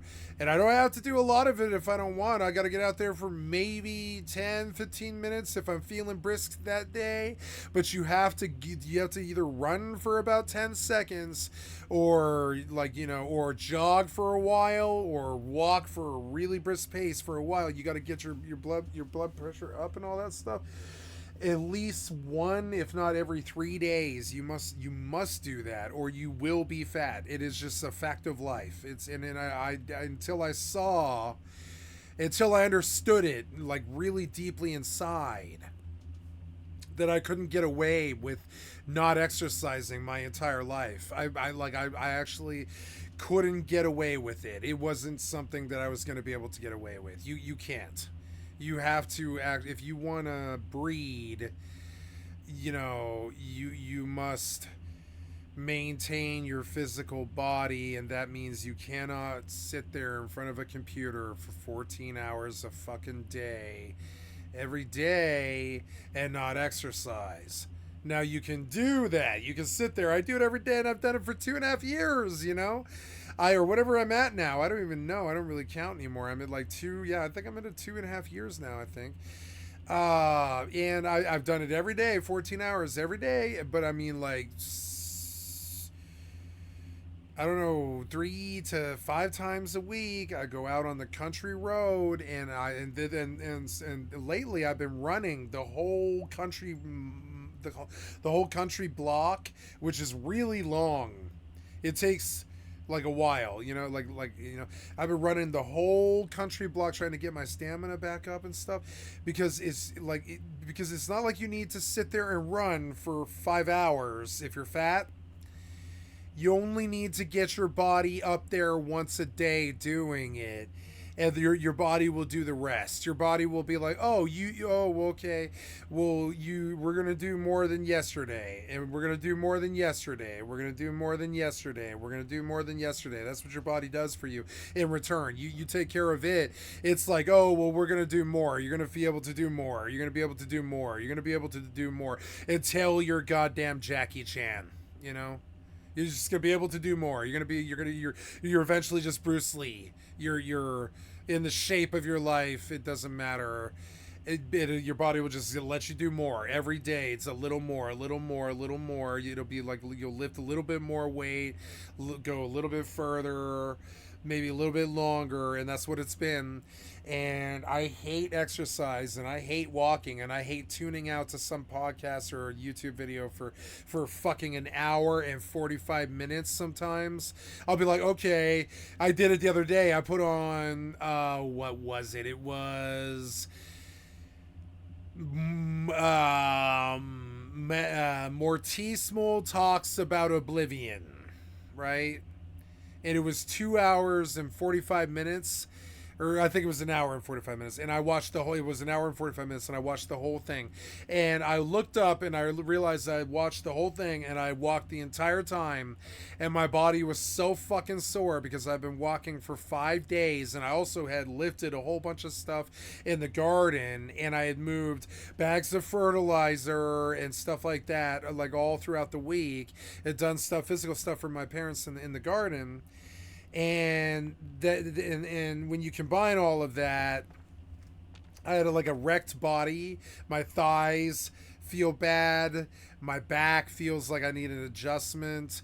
My body feels like I beat the shit out of it because I did. I made it do non-fat things for 5 days, and it was like, oh my God, I'm not used to this. You know, and it complains. But I mean, it makes you better, and it took me so fucking long to understand it. It doesn't matter what you eat, and they're not wrong about that. That's why you keep hearing dietitians who sound like they should be in jail talking to you like doesn't matter what you eat, because it doesn't. It's that you must exercise, and you must stay away from daily carb intake. You cannot do carbs every day. You cannot eat bread. Okay, this is the crux of the whole conversation here. I'm going to say it. You cannot eat bread every day. You cannot eat bread every day. Every American I know eats bread every single fucking day. You cannot eat bread every day. If you do, I'm saying you must get keto or gluten-free bread. You must get the carbs fucking removed from the bread in the baking process and the materials and stuff. You cannot eat bread every day. Like remember how Jared was like, you can eat a Subway sandwich every day? No, that's actually pretty much the only thing you can't do. You can't stay skinny eating Subway every day. If you eat bread every day, you will die. You will end up 370 some odd pounds or worse north of that. And you will be unable to leave the house. And you will be unable to do what I'm doing, which is walk and get out of it, get better and get stronger and lose the weight, lose 100 pounds like I've done.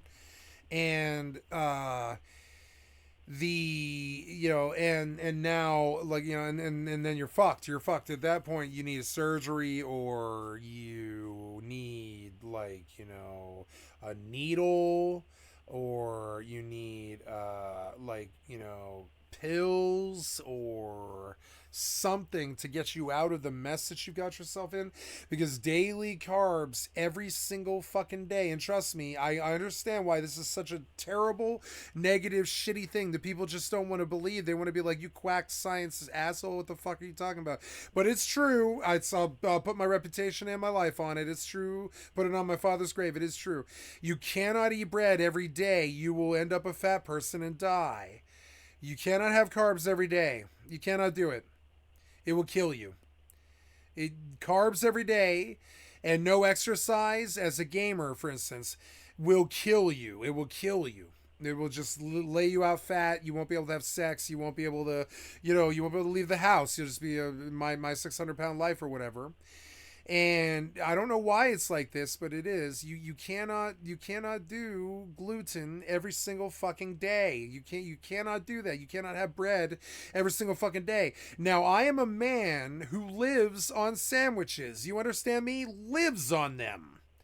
Not like it's a passing thing, or I'm some kid talking about some food that he likes or something, and it's a passing thing, and I'm not really totally into it. I'm talking, I've ate a sandwich pretty much every day of my life. I mean, I live off sandwiches, right? But I had to learn the hard fucking way that if you eat gluten every single fucking day, you will be 300-pound fat. You will be. You will not have sex.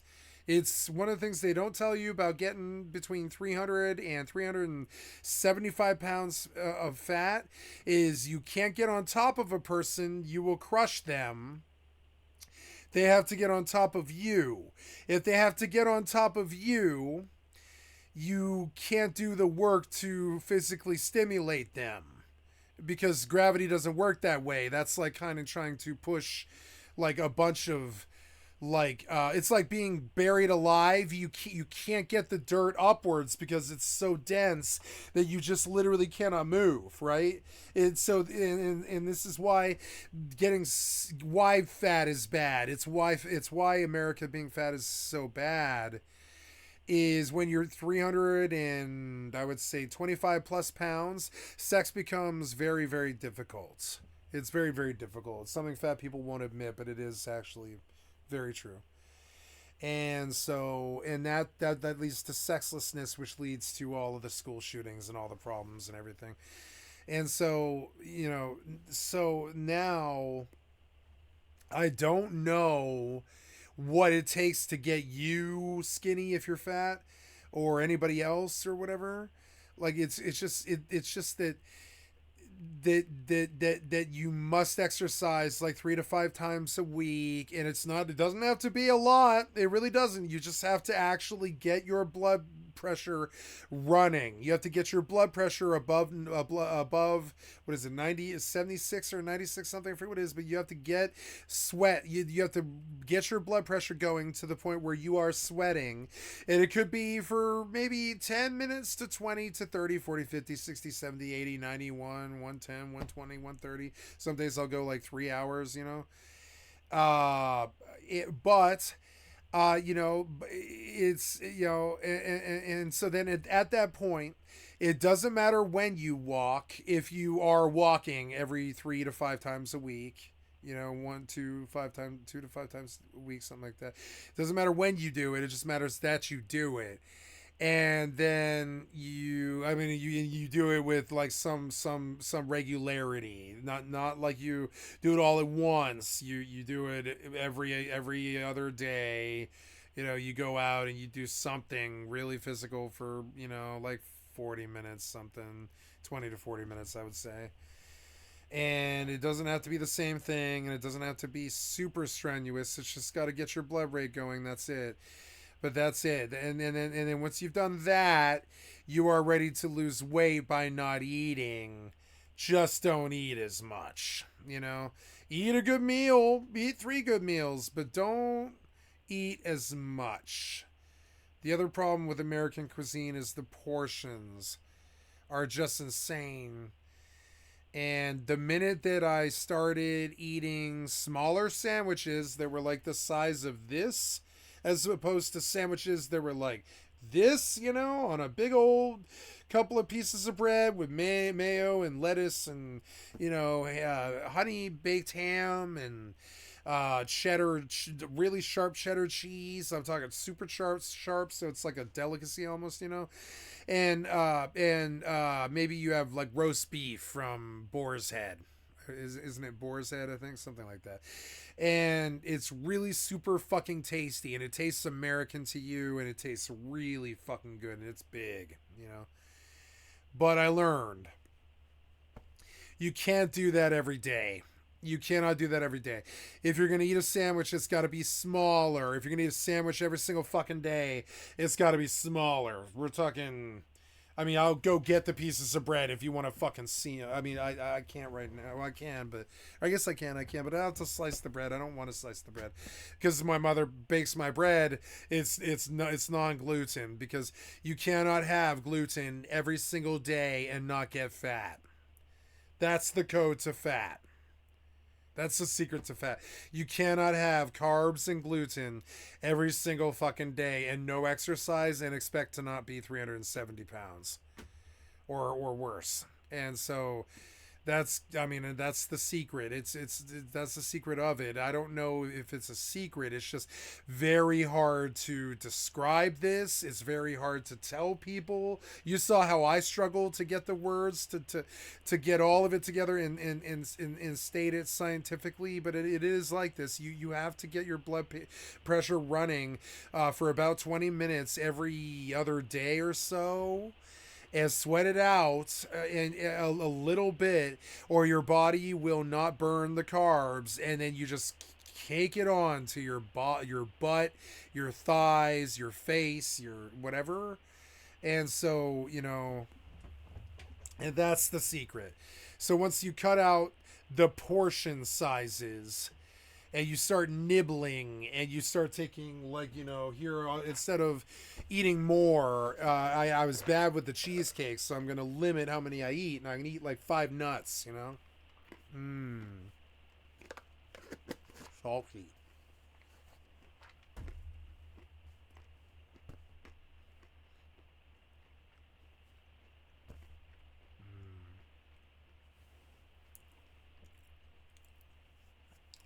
I'll come back in 8 minutes and I'll have a couple more. Right? What I'm not doing is throwing a whole handful in my fucking mouth. Sometimes I do. But see, that's a lot better than eating pizza. It's a lot better to throw a handful of these goddamn nuts in your mouth than eating pizza. It really is. It's like, I could eat a huge one, but I'm not. I'm going to eat 2, you know? 2.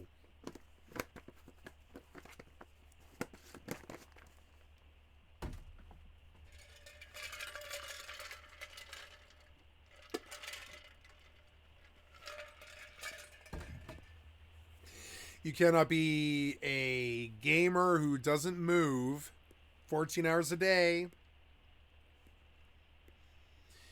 and eat carbs every day without getting really, really fucking fat.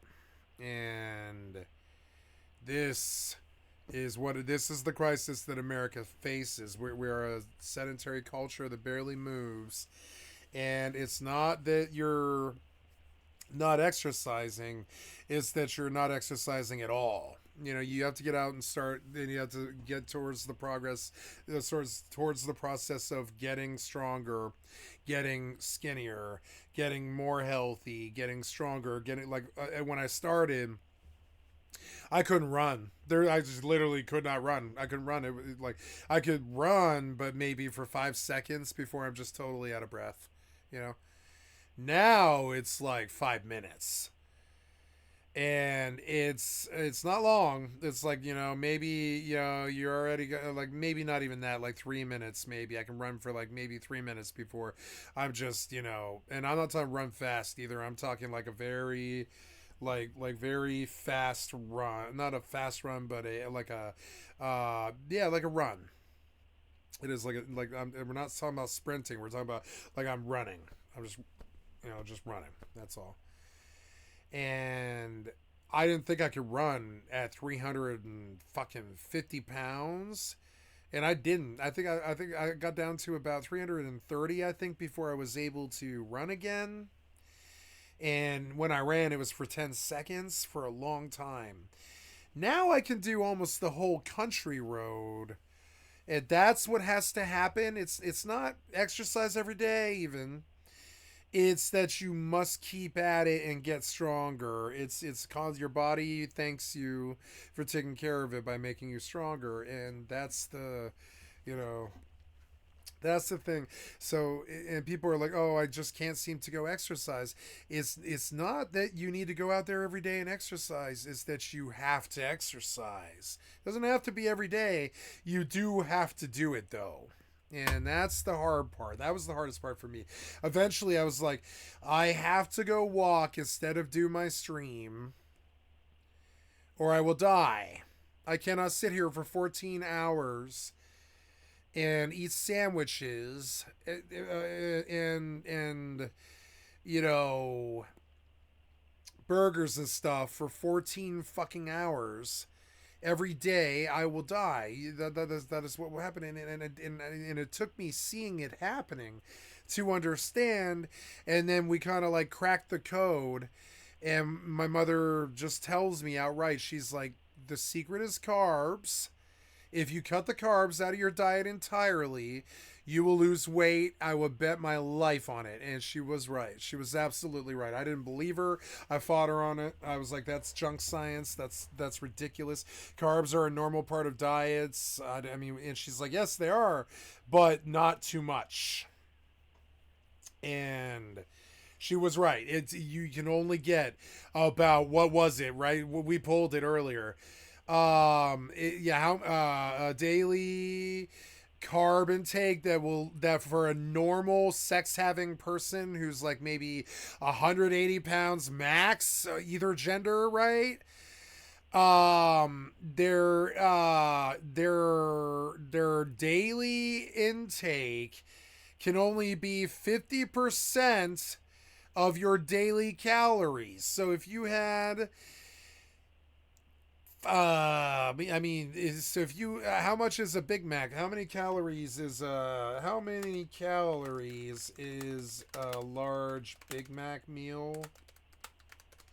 If you had a Big Mac meal for lunch, which I'm sure a lot of Americans did today, I'm sure a lot of Big Macs died today. A lot of dead soldiers in the Big Mac war, you know. A large Big Mac meal from McDonald's has 1,260 calories. Understand? In order to be a sexy, healthy, 180-pound human, or maybe you're smaller, so you're less, like 140 or whatever. Like women will be, 120 to 160 something, men will be like 140 to 200, somewhere around there.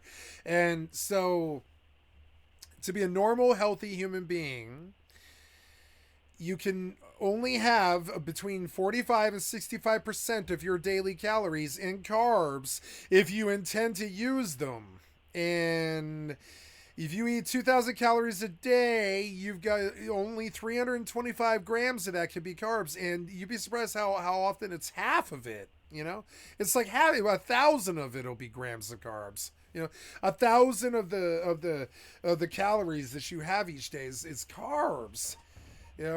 And so or whatever, it's like the intake, it's not calories, just the intake is just crazy. It's so however the exact amount of carbohydrates is really hard to nail down because everybody's got a different thing. It's age, gender, metabolism.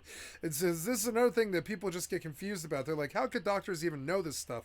And it's because it's true though, because it's like the carbs have to be at half of what your calories are, or you can't lose them fast enough. And that's just the way it works. This God's plan, or whatever you believe in, science or whatever, is science or God's plan on why we can't eat forever or we get fat.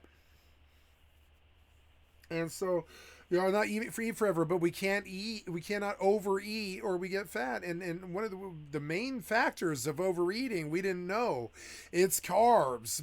The main factor of fat is carbs. And so what is keto diet? It's a carb-free diet. It's not carb free, but it's as low as you can get it. It's like it's non-willing carb diet. It means that you do not willingly put carbs in any of your food in any way or form. You don't add to it. You don't put salt on it, even maybe. You do, but it's kind of fun. It's like you don't do anything to make it taste good at all. You don't get ketchup. You don't get any of that stuff. But it's mainly just meat, veggies, and fruit and nuts. It's not like. And the funny part about this is in the keto diet, you can have stuff like cheesecake. If you're low carbs, you can have cheesecake. You can have fried chicken. You can have pizza. You can't do it every day, and you can't do a lot of it, and the portions have to be sane. But you can do all the fat person eating that you did before. So essentially, like you're watching me eat that cheesecake, like it's and this sounds like bullshit too when people hear it. They're like, no, it's bullshit. It's not though. It's not. So then, and especially if you get your blood rate and your blood pressure up to above whatever it is, I forget, so that you're actually sweating for a few minutes every other day or so, and not just sitting in front of a computer for 14 hours a day at a job or something like that, you will stay at a normal weight of like 180. I would stake my life on it. You will not gain weight. You will not lose weight. You will just stay at whatever your normal body weight is for a normal, healthy, your age human being of that size and that whatever. And it will be impossible for you to gain or lose weight. You'll just sit at your comfort level weight at 186 or something if you're a bigger dude or whatever. Or if you're a girl, it's like, 136 something, 146, somewhere around there. And you're like happy because you have a good body. And, you have a good body, and I've been there before too. I think some fat people haven't, which is also really sad. And,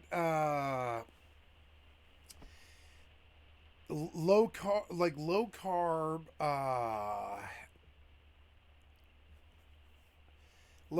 diet was like this crazy thing. Like, so I lost 85 pounds before they put me on something called Mounjaro, when they were like, you are pre-diabetic, but you're not diabetic. And they were like, we give you this stuff for diabetes normally, but for you, it'll also really help with weight loss. And so then at 85 pounds in, I started their Mounjaro stuff, and it's only been, I think, like 2 months or something, I think. It's been like 2 months, I think. And like, I don't trust Mounjaro, and I don't want to be on it forever. And so that's one of the reasons why I go out every other day. And I think you'll find that if you've gotten to be 300 or 400 pounds like heavy as an American, you need some help. You're going to need some help to get out of that situation. You cannot just drag your dead fat carcass out of that situation. You're going to need some pills or a doctor or a liposuction or something like that. You're going to need some help from something. And so they were like, okay, good. You proved that you could lose 85 pounds. So we're going to allow you to go on this other stuff that's expensive if you commit. And I was like, okay. And so now I'm trying to keep it. And it's hard because it's like, I want to sit here for 14 hours a day and eat sandwiches. Right? Which I can do if I keep exercising every day, every other day. Some weeks I'm like, oh man, I want to do every day this week, and I'll go 5, 6, 7 days, and it's hard, but I do it, and you feel so much better at the end of it than when you don't do it. You're like, oh no, I know that I didn't get my sunlight and air and exercise and my breathing corpuscling today. So, and now I'm yelling at some gamer about how fat they are or something, not me, but I'm making fun of somebody who makes fun of me. Right. So then I'm angry, and I'm upset because I didn't get my sunlight, air, and things required for a healthy human at the healthy weight of, say, 170 pounds. Right. If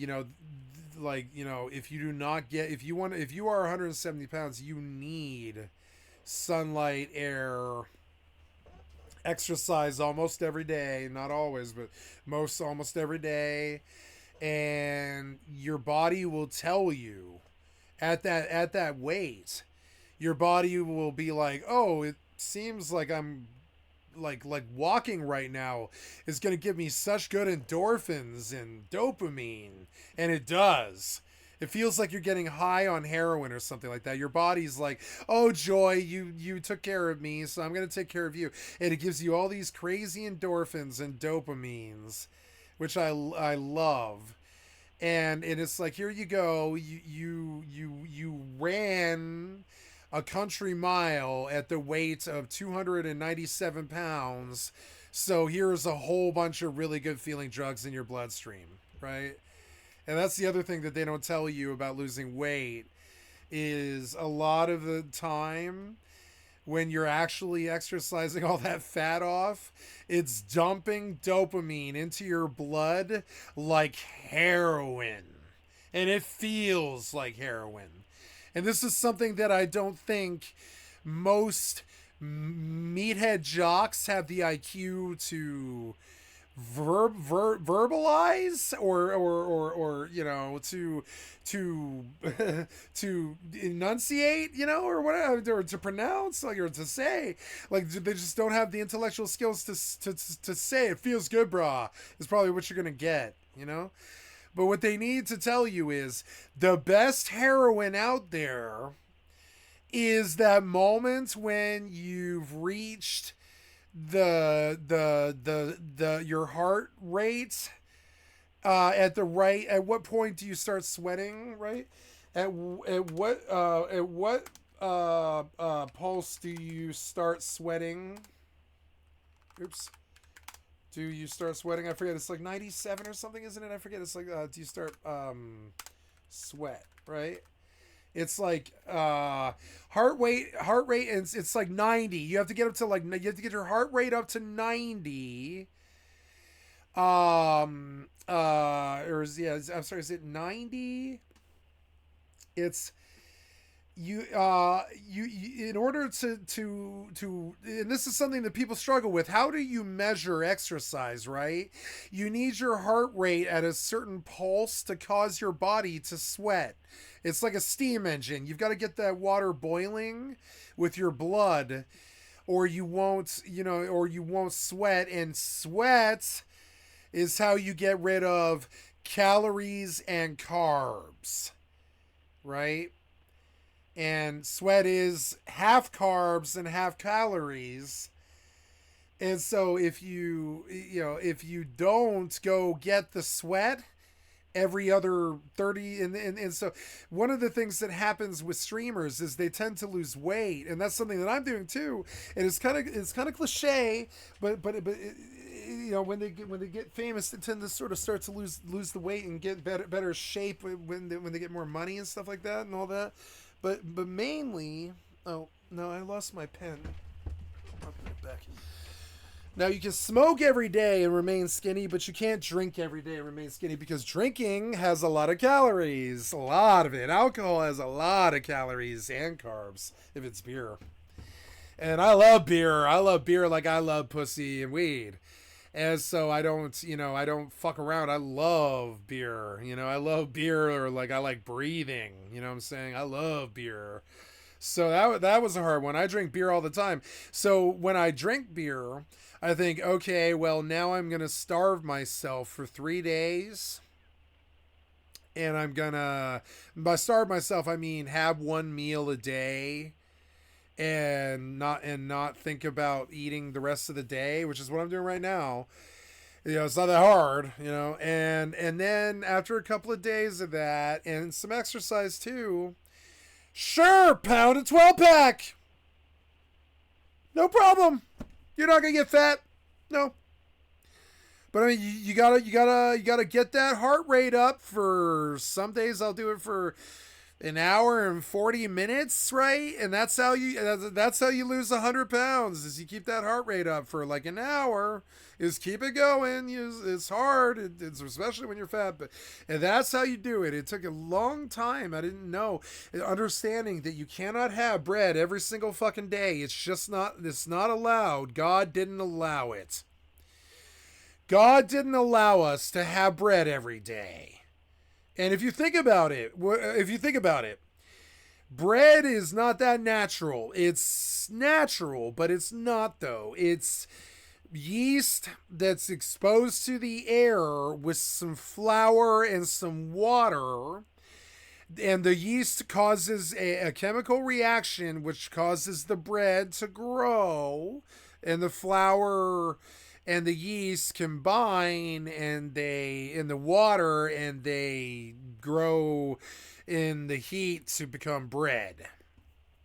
And not grow, but they bake.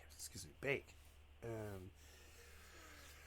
So when you think about how hard it is to actually get bread, you have to go figure out what bread is. You have to go to the farm. You have to fill the field with wheat. You have to let the wheat grow, which is 3, 5, I don't know. How long is wheat? A year? I don't know. How long does it take to wheat to grow? How long is the life cycle of the wheat plant? I'm going to guess 5 months, and I think that's probably bad, but I'm guessing 5 months. So let's see. How long is the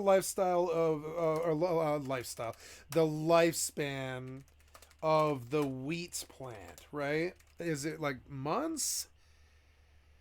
The wheat plant is an annual plant, meaning it has a finite lifetime of less than 1 year. So we're talking, what, 9, 10 months, I think? Yeah, what's winter? It's like 1-2 months.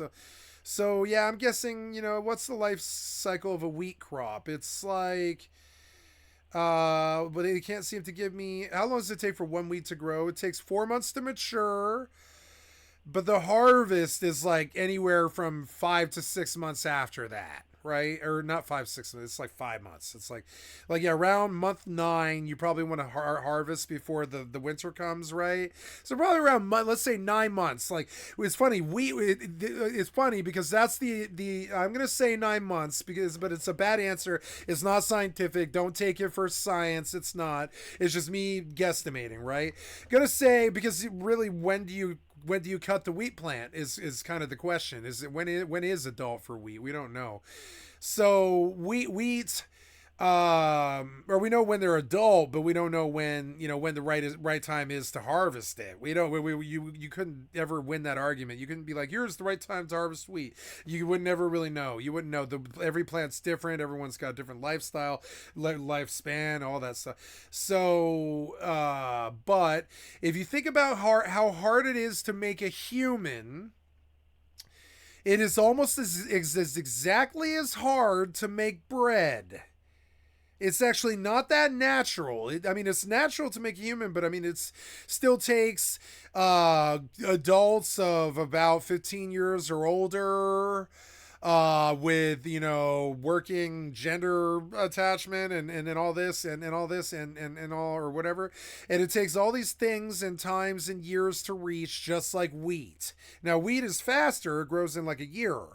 Or 9 months. I'm going to say 9 months, just like a human, right? But humans take 100 years to grow to death or whatever, or 90 or whatever it is, 78 or years or whatever it is. And so wheat is gone in like 9 months, and it's going to die when winter hits. It's not going to live more than a year.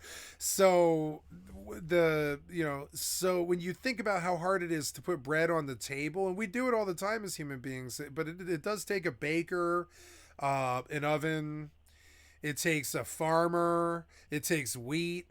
And so when you think of it like that, I think you begin to understand what the weird non-scientific thing I'm going to say that I don't like saying, but I'm going to say in a way that I think people might understand if they were from a Christian faith, right? That is why we can't have wheat every day. And so you'd be surprised how much wheat you have when you finally do decide to be a skinny person. You have to kick the wheat to the curb, and wheat is in everything, fucking everything. It's in the bread. It's in wheat and gluten are in fucking everything. And so getting away from it is like it requires help. It requires specialists who are willing to bake a certain way to provide you a product that's more expensive, that's gluten-free. It requires all these things, but it works. The minute that you cut the gluten out, you immediately start losing, and the gluten are carbs, right? The reason the gluten is bad is it's all carbs, and the carbs, if you aren't exercising enough and you aren't and you're sitting there sedentary 14 hours a day, you will get fat. And you're going to be like, I've eaten bread all my life. What are you talking about? And you're not going to like not having bread. Now I'm going to say, I don't eat bread because I actually developed getting fat. When I got fat and I got to be 387 pounds, I developed what's called celiac disease, which is another thing they don't tell you about getting fat all the time. Is they never tell you about getting fat is that you also get sick. And I mean, fat people know this, but they also forget. But you will get sick. If you get 375 pounds, you will get sick with something that you can't lose. And for me, it was celiac disease, which is a gluten intolerance. So that just sort of led, that's God in the plans telling you that gluten is killing you at that point. It is. It's nature telling you. And you know what I did? I pounded sandwiches down my gullet all my life. The one thing that was going to guarantee to fucking kill me. And it was the one thing I was doing. And I'm still doing it, but I do it with much smaller portions. I do it with non-gluten, non-carb bread, and only meat, and only like low carb mayo and stuff like hummus instead of mayo and stuff like that. And I try to not eat all the sandwiches because I got a weakness for sandwiches, right? But I eat sandwiches every single fucking day. I'm going to eat a sandwich when I end the stream. It's getting to 14 hours here. I'm going to stop here. I think I'm done for the night, I'm going to go to bed now. And, which one? Oh, I won. Did I? Yeah, I won. Hey, sweet. So I'm brain dead. I'm tired, and I talked for a long time, and I'm just out of it, and I'm going to go to bed now. So I love you guys, and that's the lesson. You think all these woke people who lost weight or whatever are on like the Ozempic and they're like and all that, but no, they were so desperate they were willing to listen to someone who told them that gluten is fine, but you can't have it every day. And carbs are fine, but you can't have them every day. And if you do, they've got to be at half of your calories.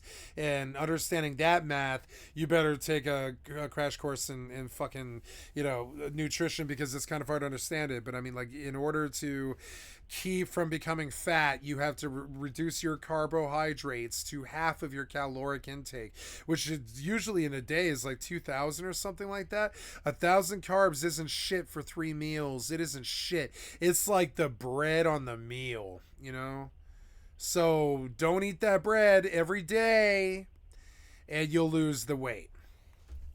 And that's all I have to say. On that note, I'm going to go to bed. Thank you guys. I love you. And, they tried to say that gluten was evil. Now, gluten's evil if you eat it every day. It absolutely is. It will kill you. It will make you sick. It will give you diabetes. It will make you fat. Gluten is not evil. You just cannot have it every day. You cannot have it every day. You can go and have a burger when you go to the Wendy's every 2 weeks, right? And your wiener isn't gonna fall off, right?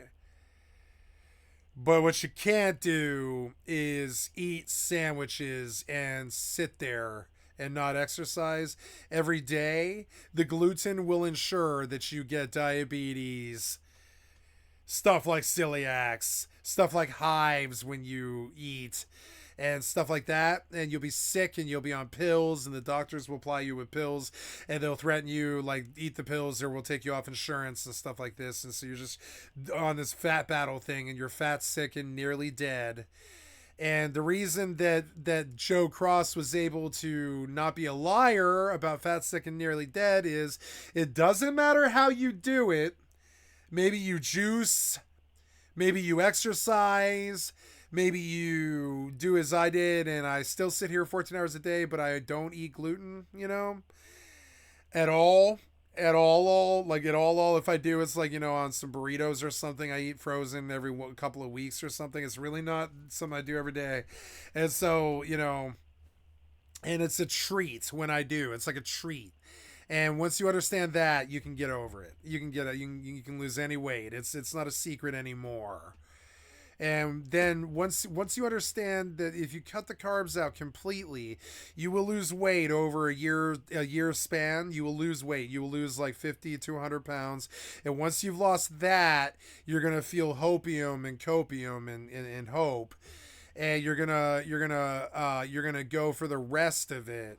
And you get yourself out of the mess, and you get out of the celiac disease, and you get out of the obeseness, and you get out of the high blood pressure, you get out of, I don't think you get out of the diabetes, which is another reason why, this is so bad. I don't think you get out of the diabetes, but you do get out of the fucking all the other stuff, and it's good.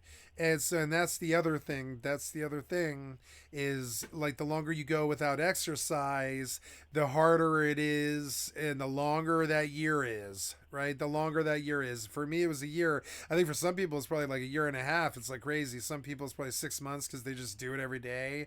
But I mean, like I didn't do it every day. I do it every 1, 2, 3 days, something like that.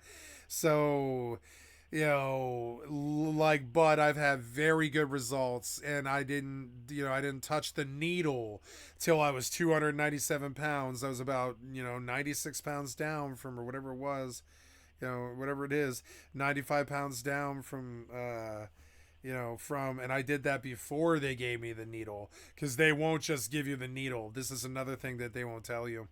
You have to show them that you, are willing to try, or they won't give you a $12,000 drug. They won't do that, or whatever the shit costs. I have no idea. How much does Ozempic cost? Let's go see what these Hollywood people are paying for it. How much does Ozempic cost? Oh my god, it's gonna be something horrible. There's gonna be a Martin Shkreli here, I guarantee it. $1,000 for a 3-week dose. 3-week dose. $1,000 for a 3-week dose. Understand? One dose a week for 3 weeks. So that's what they put in the box, right? Novo Nordisk, and they're making so much money. So they're that guy on Breaking Bad, the German guy who's funding the methamphetamine lab and Breaking Bad and all that. That's Novo Nordisk. That's the company they're making fun of. Novo Nordisk, Danish multinational pharmaceutical company, right? And they've got production facilities in 9 countries and affiliates or offices in 5. And Novo Nordisk was who that German guy they were making fun of in Breaking Bad was, And yeah, instead of hot mustard sauce or good French, right? He was trying to do ketchup and ranch, and he was like French, right? I think, or whatever it was. Yeah, it was, or no, it was French dressing with ranch dressing or something, and it was like French, and he was like, "Here's French. I love French. It's good." Disgusting, but it's good. And yeah, and so that guy they were making fun of in Breaking Bad, that's Novo Nordisk. It's like straight out of the headlines. Novo Nordisk. We've known about them for about 10 years. We know who they are. Breaking Bad knew who they were by like 2012, and that's who they're making fun of with that guy. It's kind of funny. So yeah, and I don't know. I just keep talking, even though I was going to close this stream down, I guess. But we're just going to kind of sew up all the things. For one thing, I'm not sure I saved. So there we go. I definitely saved. This was a great day of Fallout 4. I did so much shit, right? I basically conquered and purified like a very basic Red Rocket truck stop with a population of like 15 people now. I have a farm on the west, Abernathy Farm, that I did the quest for by accident, fairly by accident, and now have a second farm that's doubling the food crops on my other settlements, like each generation of crops. It just doubles the crop. So, and that's something you should think about with crops, right? If you ever wonder why people become farmers, it's because you plant a plant, it makes a seed, and that seed makes another plant. You can plant and plant and plant and plant and plant and make $1 million. I'll get around to it. And this is why farmers do what they do. And I mean this. They can make $1 million. We need our farmers. They make good money. Well, they don't, but I mean they should. You know, they can if they have the right crop and they're smart and all this. But anyways, so you know, and so why do we need farmers? You might think that being a farmer in this electric age is a bumpkin thing to do, or not cool for a city boy or something like that. But no. If you want to make $1 million in this world, I would say the fastest, most easiest, most legal way to do it is farming. Believe it or not. Now, there's theft and prostitution and shit like that. But I'm talking about like legitimate ways to make $1 million. Farming is probably the fastest, most steady, most reliable way to reach $1 million for a peasant, right? Which is why they do it. So that's why they do all that work. So you have to understand the premise behind why they're a farmer has nothing to do with the hard work, or you might think they're crazy because they get up at 5:45 in the morning to milk them chickens and pluck them cows. We're the ones who are gonna fuck you now, kind of stuff. And you know, they're the kind of farmer chants and stuff. Get up in the morning and I fuck my pig and or whatever, right? And the whole you know, the whole farmer joke thing, and you know those though that one country is all sheep shaggers, etc., and all this, and they're all sheep shaggers, by the way, including us, and we bust them for it all the time. We bust them for it all the time. Every country is sheep shaggers. Did you guys know this? Oh, we bust them for it all the time. Those farmers, they like to fuck the sheep, and I don't like this. It's just true. You know, it's true. It's unfortunate, but they do. And so the reality is they're out there like lighthouse operators on that farm, and they fuck sheep, and we must accept it. It's the reality of humans. It sucks, but hey, when you're trying to make $1 million as a peasant, you're probably really bored and alone on that farm by yourself, trying to get enough money to earn a wife. Essentially, kind of like Stardew Valley. You know, you don't start out with a wife in Stardew Valley, do you? No, you don't. No, you don't. Nobody starts out with a wife except for Donald Trump. You know what I'm saying? The worst piece of shit on the fucking planet. He gets a wife by default. Trust me, right? But no one else gets a wife by default. You have to go out and earn that shit. It's like the farm. It's like the crop. You have to go out and earn that shit. Nobody gets a husband or a wife without work. You know what I'm saying? It's just how this works. Well, Donald Trump does. But I mean, no one else, anybody who isn't a piece of shit does, you know? And so, you know, now,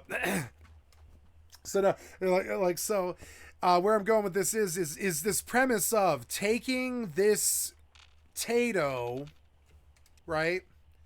Going into your inventory. Bethesda did it well. They showed the premise of it really well, I would say. You come and you go into your fucking your build menu, and you back out, and you're like, this stupid ass system. What is it? It's like yeah. Then food. And I know that I got Tatoes from his farm, right? There they are.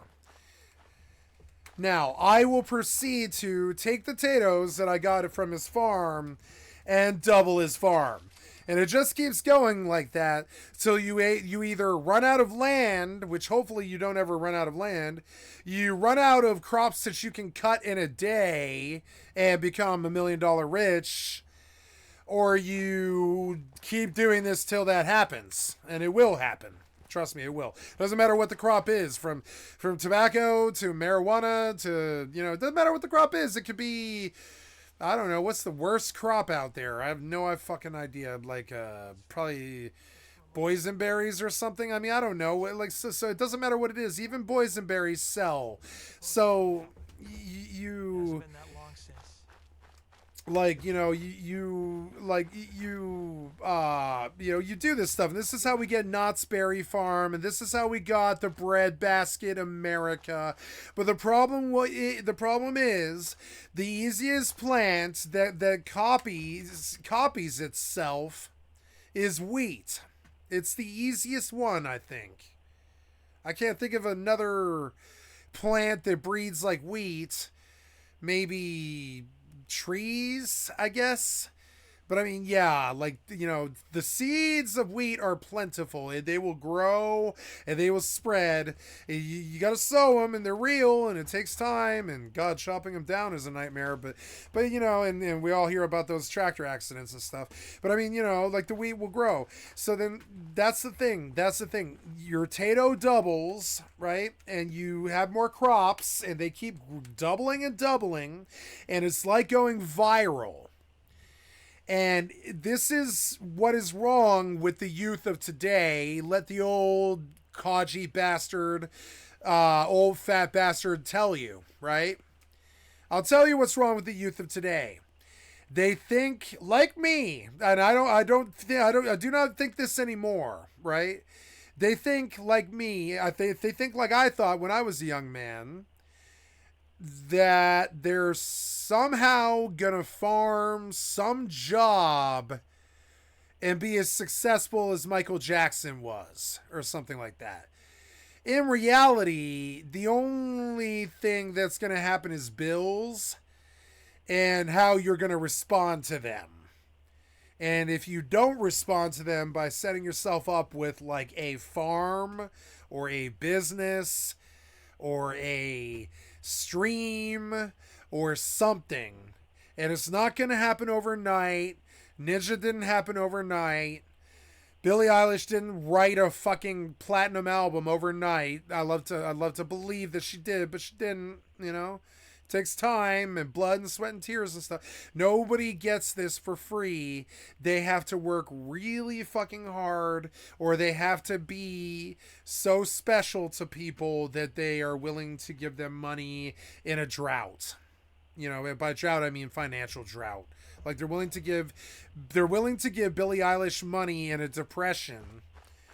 They're willing to give Taylor Swift money in a depression because they believe that these women are important for not only our women but for our men, because the music that they make makes the world dance and happy. Now, not the whole world, but I mean, you know, some of the world likes these people. And so these people get paid the most anybody gets paid. And the kids believe that they can somehow be Billie Eilish. And they can. Every single one of them can be. I fundamentally believe so. I believe this. I'm woke. I like snowflakes. I believe that snowflakes exist. I believe that there is a diamond in the rough out there, like Aladdin, that can lead us all to safety. I believe that there is a catalyst. I used to name my character Catalyst. You know, I believe that there will be a catalyst, and the reform and change can happen, and that politicians will stop lying on camera and all these other bullshit things that won't happen. And so, you know, understand, like, you know, until you, you know, I think the person who said it best, I think, was life. I think it was Hobson said on a rap. He was like, life is constant hell. You have to work to put a smile on. And I think these people think that they just want to be jealous of other people, or be rich or famous overnight, or skinny fast, or without the work, or drugs without the overdose, or any of this other stuff, right? I don't think it works that way. And you can't have your cake and eat it too. You can't have your carbs and not be fat. Just doesn't work that way. And so now, like, you know, and all, like, all of it, you know, starts to sort of meld in my mind, of like the problem of like our money is not doubling, it is middlemaning. Our reality should be every time we plant a marijuana plant, every time we plant a tobacco plant, every time we plant a cherry tree or an apple tree or something like that. In reality, it will spawn many other apple trees, and those many other apple trees will become an orchard, and that orchard will become a life savings, right? This is fundamentally how God works. This is fundamentally how energy in the universe works. It's like the law of abundance or the law of equivalence exchange. If you like anime, you like your Full Metal Alchemy. You know I do. The opening to the opening phrase for Full Metal Alchemy changed my life. You know what I'm saying? Full Metal Alchemist opening.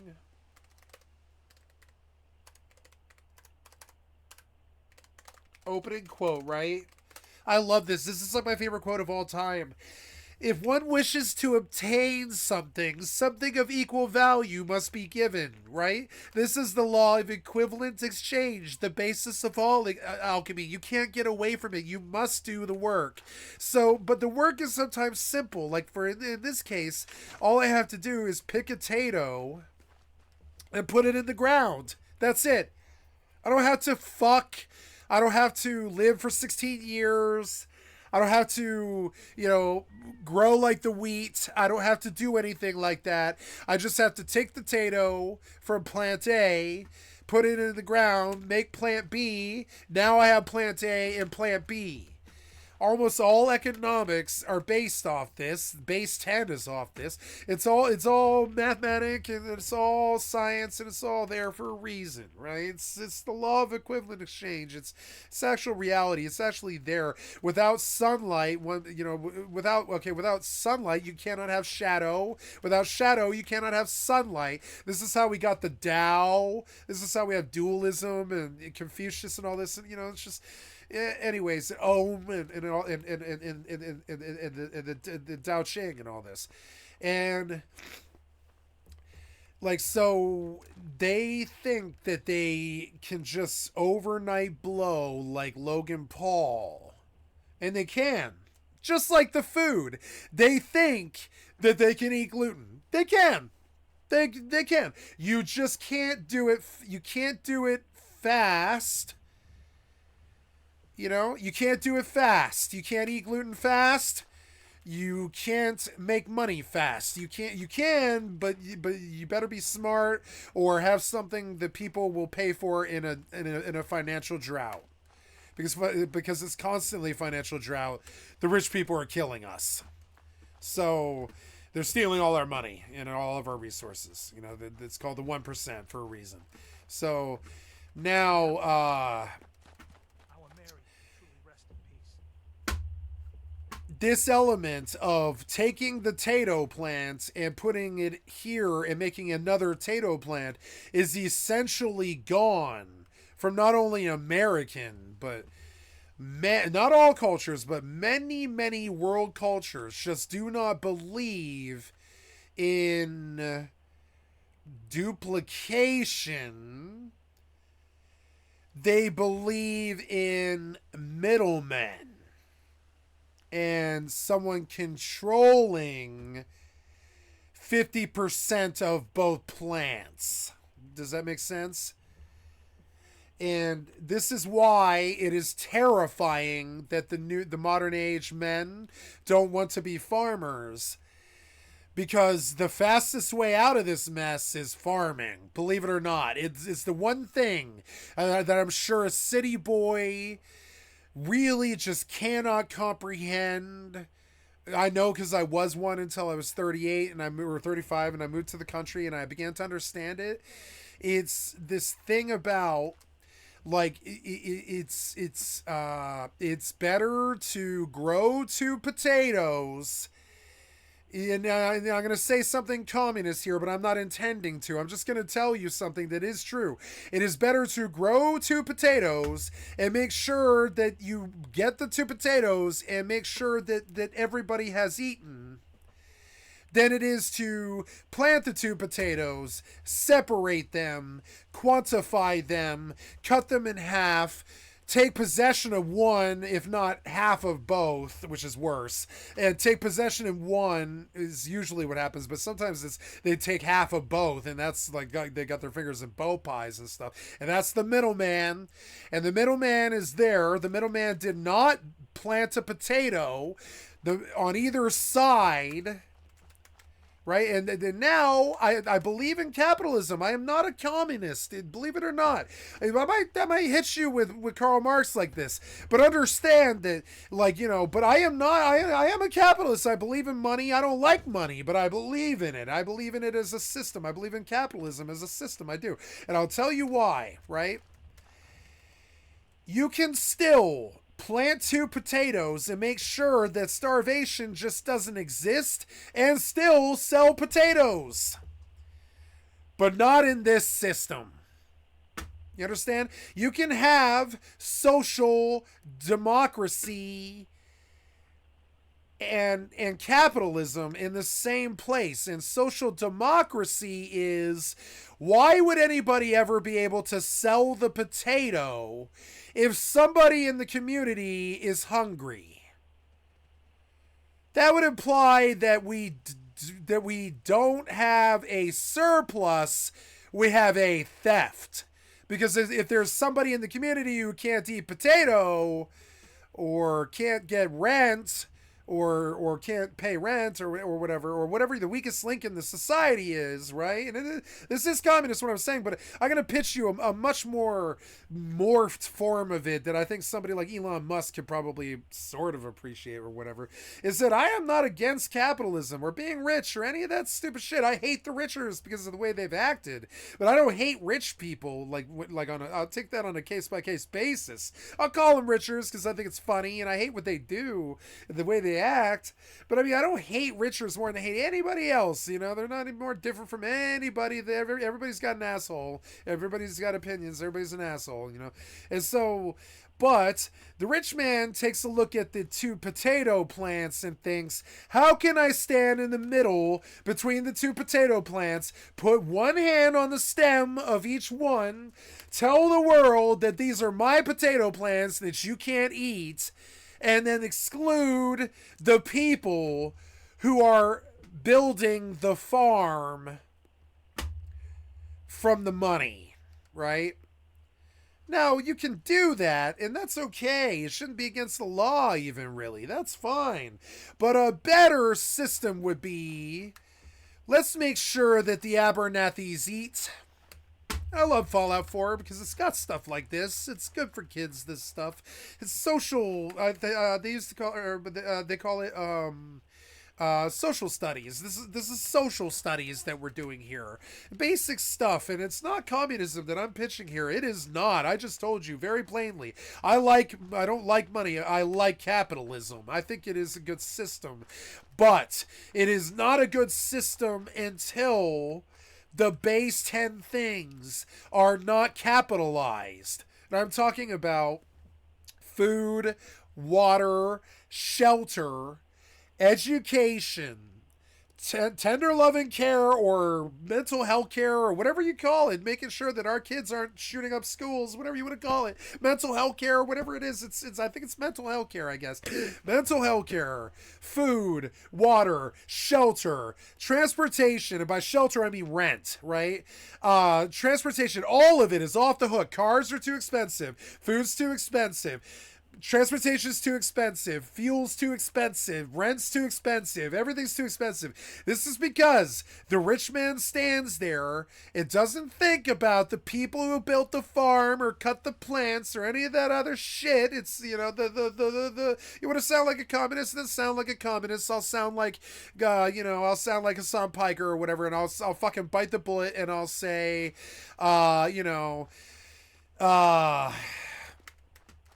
the proletariat, the working class, right? So the rich man wants to get his grimy hands on both potato plants, take half of each plant and sell the other 2 halves of each plant on the market, and he will eat the potato, and he will sell the other half of it or sell the whole thing if he doesn't like potatoes, right? But often the thing that the man is selling is something that he loves the most. Often a car salesman loves cars. Often a drug dealer likes drugs. I know I did. Often it's that God particle thing or whatever. That same old like God's in the plans thing. Like, people who sell things really well tend to like the thing that they sell. It just sort of works out in the God's in the plans thing there. Kind of like the whole you have to work to get something thing. So now, you look at the rich man standing between the two potato plants, and he's got one hand on one stem and one hand on the other stem, and he's telling the whole garden and all the people around that they can't have potatoes unless they pay him, right? There's the mistake with modern Keynesian, I think it's Keynesian, sorry, Keynesian, was Keynesian's physics, and Keynesian is economics, Keynesian, whatever. You will find that social democracy actually works if you take care of your family first, and then you take care of your community second, and then you take care of your nation third. Excuse me. And then your nation doesn't have to take care of you. Welfare doesn't exist because you aren't poor. You have taken care of yourself. But what often happens is we end up taking care of the country. The country ends up taking care of us. All this other stuff, right? So before the farmer who did the work and paid the farm hands to help him get the farm to market and all this, and get the produce to market and all this, right? Before the farmer starts tallying, what I want is how many potatoes are in this fucking stupid video game plot. It's like I planted an extra one because I'm the odd man out. I'm the against the grain. I belong against the grain, so I'm the potato that's in the middle. You understand? I'm the snowflake, bitch. Fuck you. I'm better than you. So here we go. 1, 2, 3, 4, 5, 6, 7, 8, 9, 10, 11, 12, 13, 14, 15, 16, 17, 18, 19, 20, 21, 22, 23, 24, 25, 26, 27, 28, 29. 30 potato plants, right? Or 28. I think it's actually 28. 28 potato plants, right? I would say that there is 8 humans on this farm right now, or let's say it's 5 to keep it simple, right? Those 5 humans eat 1 potato a day, right? Before these farmers go to market, I suggest that we sell the entire crop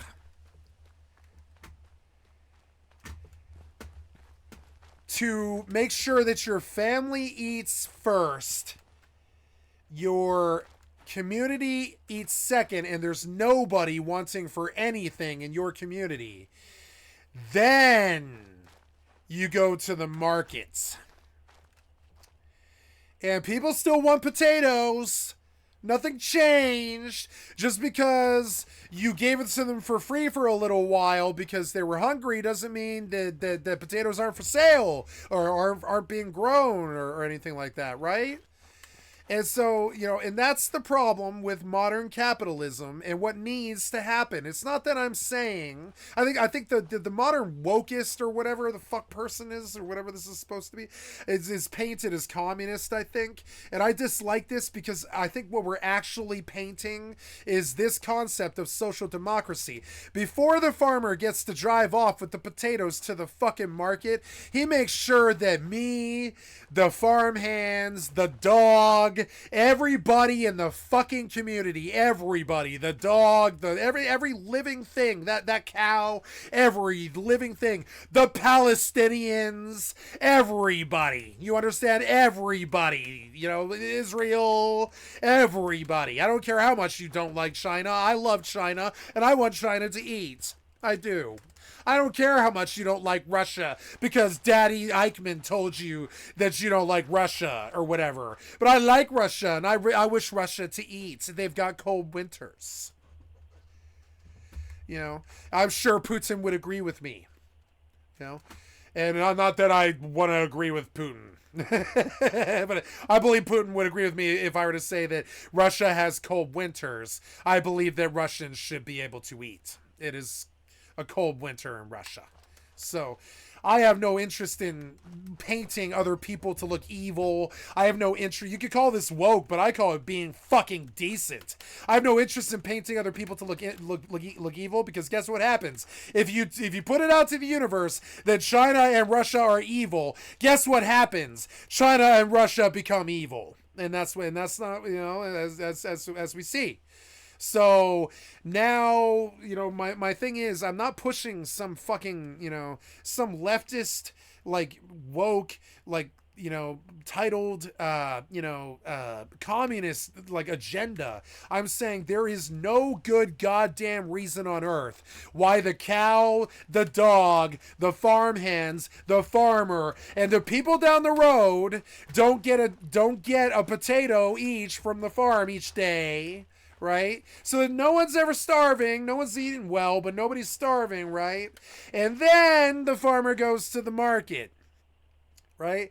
And until there are no drunks, no drug addicts, no poor people, no Skid Row, no mentally sick people, no fucking starving people, no religious wars, no blood wars, all the stupid shit that the richers get up to, the rich people. The rich people do these things. All the stupid shit that the wars that the rich people get up to, that they get us committed to, so we fight them and we convince ourselves that Vietnam is bad, or that you know, China is bad, or Russia is bad, and all this, right? No, that is your fucking neighbors. They are your neighbors. You talk shit about your neighbors in real life like that? I don't think you do. And I guess we do in real life now, which I can't stand. It set us back in race relations 500 fucking years for white people. It set us back as Americans like 500 fucking years with Mexico. It set us back. These things have costs. It's a recurring theme on the stream. These things have costs, right? So I'm saying, like, do you need to give away your entire potato field? Absolutely the fuck not. I'm saying you don't get to sell the potato field if it's in the top 10, which is rent, food, water, transportation, the things that humans need to survive. You don't get to sell those things until everybody has them. That is not communism in any way or fucking form. It's community, but it's not communism. Once everybody in your fucking community has seen a doctor and has lost the weight and has seen some professionals and has been reintroduced into the community and reformed and not starved and not grown up in the ghetto and not grown up in the barrio and not treated rough and not sold drugs and not, you know, resorted to whatever and all this, right? And we live as decent people again, like Tupac was talking about, and that song Changes, right? And I don't like trying to sow revolution in people's minds without taking a bunch of people with guns to the White Palace. But I mean, here I am. I'm trying to sow a revolution with just my mind. And I'm going to tell you how I do it. I would know the reason why American farmers are allowed to sell crops if any Americans can't eat.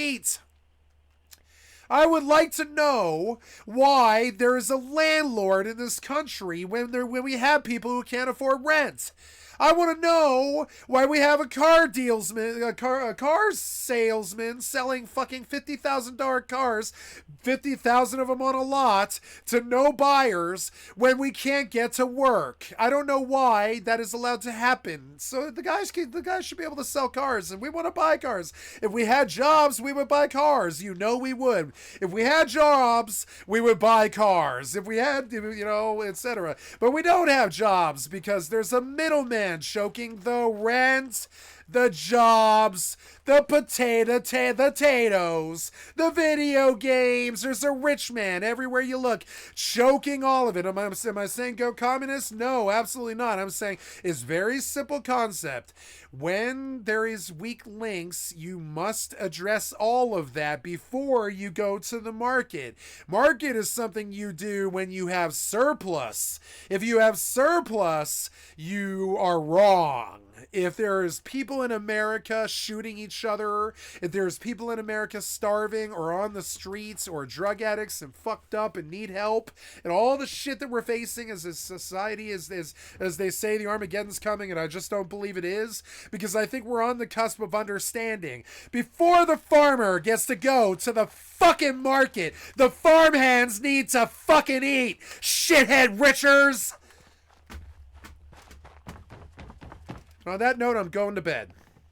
I've said my piece. And no, giving the money away after you stole it doesn't make you a good person, Bill Gates. And on that note, I shall take my leave, guys. I will remind you that you've been watching... I really can't handle the Bethesda talk. Please stop. Did you like my Bethesda Abernathy Farm Tato bit that I recorded, but I'm not going to do a video for? I'm just going to hope people find it one day or whatever. This is my anti-communism, anti-capitalist, pro-social fucking democracy, save the world, start a revolution in the mind, not with guns thing. And I learned this from a leftist, anarchist, Antifa branch of Food Not Bombs. I learned this when I've known this for 26 years or something like that. I learned this when I was like, I don't know, 17, I think, something like that. And I've known this for a long fucking time. Anybody on the planet can take one plant... Plant it till it comes to seed, and it will make you another plant, and that is how life works. It's not this middleman in the middle preventing the corn from reaching the mouths and stockpiling money. And stockpiling and surplus don't happen if there is need. And we have need. We have need of rent. We have need of power. We have need of water. We have need of things that you are not letting us purchase with the prices, with the money that we have because of the world that you have set up with this, with this, you know, I'm okay with you coming to the middle and grabbing the stems and taking the potatoes off the plants if you own them. You know, they're yours. You can do that. You can, they're yours to choose to do so. You know, like Ron Swanson said. But you know, it is your choice to do so. But you know, but I would hope that before you step up and throw your hands on the stems, think about the other people sitting next to you, you fucking asshole. You know you've been an asshole. You took all the potatoes to the fucking market while the farmhands starve. It's a simple fucking analogy. Get it through your richer heads. What the fuck does one human need $1 billion for? You base, degenerate pieces of shit. You gonna buy cigarette boats every hour of every day for the rest of your life? What the fuck do you need that much money for? I'm not saying that you don't deserve it or that you can't have it. I'm saying that you should have never gotten that far in the first place. Around 100 million. You should have been making sure that every bum in your city had a hotel room. Not, you know, another fucking Lambo for Jay fucking Leno. But I like Jay Leno, by the way. I will not diss Jay Leno without going right out of the other side of my fucking mouth. I like Jay Leno. I think he's a fucking asshole. I like him. Don't care. I think he was desperate. I get desperate. I've been desperate my entire fucking life. I don't like desperate. I don't like Jay Leno. I love Jay Leno. I get desperate. You know what I'm saying? I get it. I did not think he was a hack. I've never thought he was a hack. I watched the thing recently about Jay Leno and how he bumped fucking Conan and caused all these problems and drama, and Letterman hated him. They all hated him. And I was like, yeah, but Leno was funny and Leno was entertaining. And no, I don't like the show. No, I never watched it. The problem is, I can't hate on him. He was just desperate to be the best person in the world at something. That's an obsession that I can understand. I would say there's only one obsession that I've got is being the best in the world at something. And I don't care what it is. I'm constantly trying to figure out what it is. I thought it might be video games. Sometimes I think it might be music. Sometimes I think it might be the gift of gab or sowing revolutions without firing a shot or any of that stupid ass shit. You know what I'm saying? Farmer revolutions sowed out of the Bethesda crop. From video gamers, you know? But I mean, there's like, you really want out of this Armageddon? Farming is a good way. Streaming is not. 1 in a million streamers make it. Farmers, every farmer makes it. Pretty much every farmer makes it. If you go at it serious and you have the seed, you get the loan, and you go out there, you get the land, and you sow the seed in the land, and you get the water, and you splash the water on the seed like Minecraft, you will make profit. It is just, we need food. We have 7 billion people on this planet. We will pay you $15 for a Big Mac meal. You know, we need food. We don't care. So, like, understand, you can sell us food. We have no issue with that. But not until the people who can't afford it have it. You know what I'm saying? You can sell it, but not until it's not a surplus. It's a stockpile. You understand? It's like these potatoes. They're our potatoes. It's all of human. I know it sounds crazy to a capitalist, but these are our potatoes. Everybody in this world owns this world. Everybody in this world owns this world. It's a difficult thing for a capitalist to understand. But I have as much right to sit there on a sidewalk and be homeless as you do. And no, that should never be against the law. And like, no, it's not a bad thing. Honestly, without homeless people, I'm pretty sure we wouldn't have art. You know what I'm saying? I really do. I feel that way. I don't think we would have art or music if we didn't have homeless people. But the problem is, you don't need homeless people if you've got enough crops to put if you didn't raise the price of rent so that the peasants can't pay it, and you did, and all this, and like peasants like me can't pay it, you know what I'm saying? Like, I can't pay rent. That's why I was homeless for 7 years. I was a peasant. I was homeless on the streets for 7 years, like on and off for 7 years, because I know that I will not eat. I know that if I work for you as a farmhand my whole life, you still will make sure that you make it to the market and you make your money. But I might not have a house at the end of the day. I'll still have to work for you, but I might not have a house at the end of the day if I can't afford the rent, I can't afford the food, can't afford the transportation, all the things the rich people do to try to kill us all. I mean, I don't know how else to say it. All the things the rich people do to try to kill us all. Things like Martin Shkreli knocking up cancer medications, or what's the name of the Deutsche company, right? I can't remember the name of the Deutsche company that was selling drugs, right? But yeah, the drug companies, the big pharmas of it all, the rent, the transportation, the cars, the guns, the churches, all the stuff. And it's an interesting world. If you take care of your community first, you will make more money. And I'm certain of this. John Nash had it with the theory of the theory of equilibrium, I think. John Nash's theory. I can't think of the name of it. Was it equilibrium? I nailed it, didn't I? I nailed it. Equilibrium, right? It's the same exact thing, guys. You see me run across like the Fibonacci sequence across 13 different tabs, across 13 different subjects, and it's all the same problem.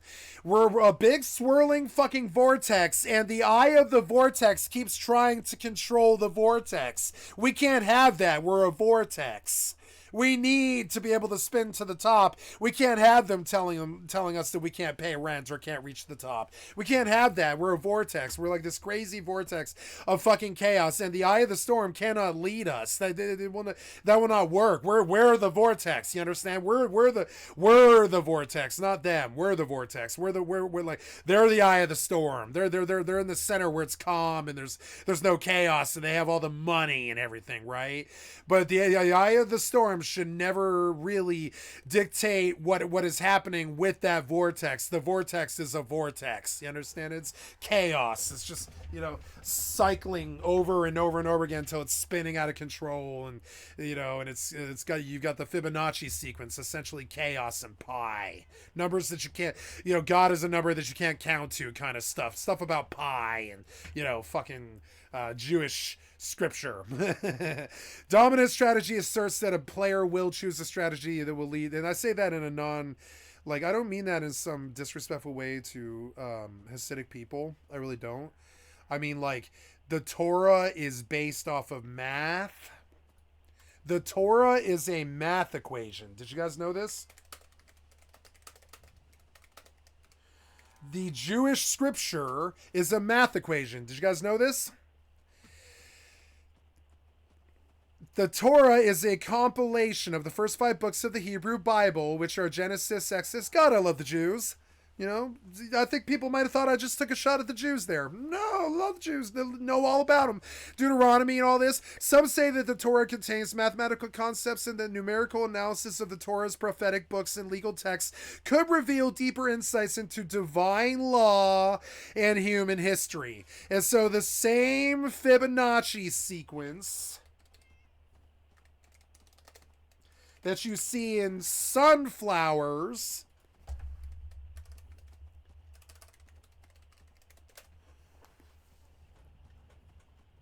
right? The same math in the Torah is also the same reason why that the farmer must make sure that the potatoes go to any hungry people before he goes to the market, not after, right? And the reason why is this whole thing is chaos. It's vortex, like pi or the Fibonacci sequence. The whole thing is chaos, right? And so the eye of the storm cannot sit here and dictate what happens to the potatoes. That should happen to the vortex that's around the potatoes. The eye of the storm doesn't tell us that. We tell the eye of storm that. The eye of the storm tells that, or whatever, like the center of the focus, the center of the sunflower dictates where the resources go, or the whole sunflower dies. It's not that the center of the sunflower gets to gather all the seeds to itself and make sure that the petals don't get any seeds or whatever. I'm trying to, these are weird, fucked up metaphors, but I'm trying. It's very difficult to talk about this stuff. So now, it's just weird. 1% of mankind is controlling all of the world's resources, and that's wrong. We are 1 billion times bigger than them. Now, I am not against them having all the world's money, believe it or not. I'm actually not. What I am against them is doing it while we have starving, crazy, hungry school shooters. Bad actors and stuff who've had bad lives, who are not getting enough shelter, food, water, the basic 10, They're not getting enough money. They're not getting enough help. They're not getting enough education. 1 in 5 Americans are illiterate. And I'm dead serious about this. 1 in 5 fucking Americans are illiterate. No, it's not your friends, but it is America. And understand that, that we are not as good as we think we are. We are not doing so well as we think we are doing. And so one of the reasons that is the case is before everybody here can eat, and everybody here can have a bed and a place to sleep in, you know? It can have sunlight and room and space to grow and aren't packed into a schoolroom full of 36 goddamn suicide bombers, you know what I'm saying? Based out of entirely social media attack culture, trying to destroy each other with words, you know? We don't have any of that shit anymore because you made sure that before you went to the market and made your $1 billion, still made your $1 billion that you were going to originally make before you made sure all of us could eat and get shelter and rent and all that stuff. I don't know why we don't price fix the 10 or so things that we need to survive. And that sounds like communism, but it caps sound like communism. But I'm not saying the market should stop in any way or fucking form. I'm saying that before there is a surplus of potatoes or water or rent or cars, we have so many new cars all across America just sitting in lots, not moving, not doing anything at all. We have so many empty houses while the homeless starve and die in the streets. We have I do not understand that. These things are like you know, it's almost like like what the founding fathers said about we hold these truths to be self-evident. I find it self-evident that we have to either price fix for the better, like lower price, right? We need to price fix for the lower on the big top 10 things that we need to survive, like transportation, food, rent, water. I know I keep saying it, but I mean, I think it needs to be listed. These things, we cannot have some Donald Trump slumlord getting up in there in New York selling apartments and fucking people over and not putting goddamn fire hydrants in the fucking buildings or fire sprinklers or any of this, right? And causing deaths because he's a negligent, busy asshole who's bit off more than he fucking should have chewed and caused deaths in his own tower being a slumlord. You know what I'm saying? And so, am I picking on Trump because he's special? No. I'm picking on a lot of rich landlords are like that. A lot of rich landlords are like that. He's the most famous example.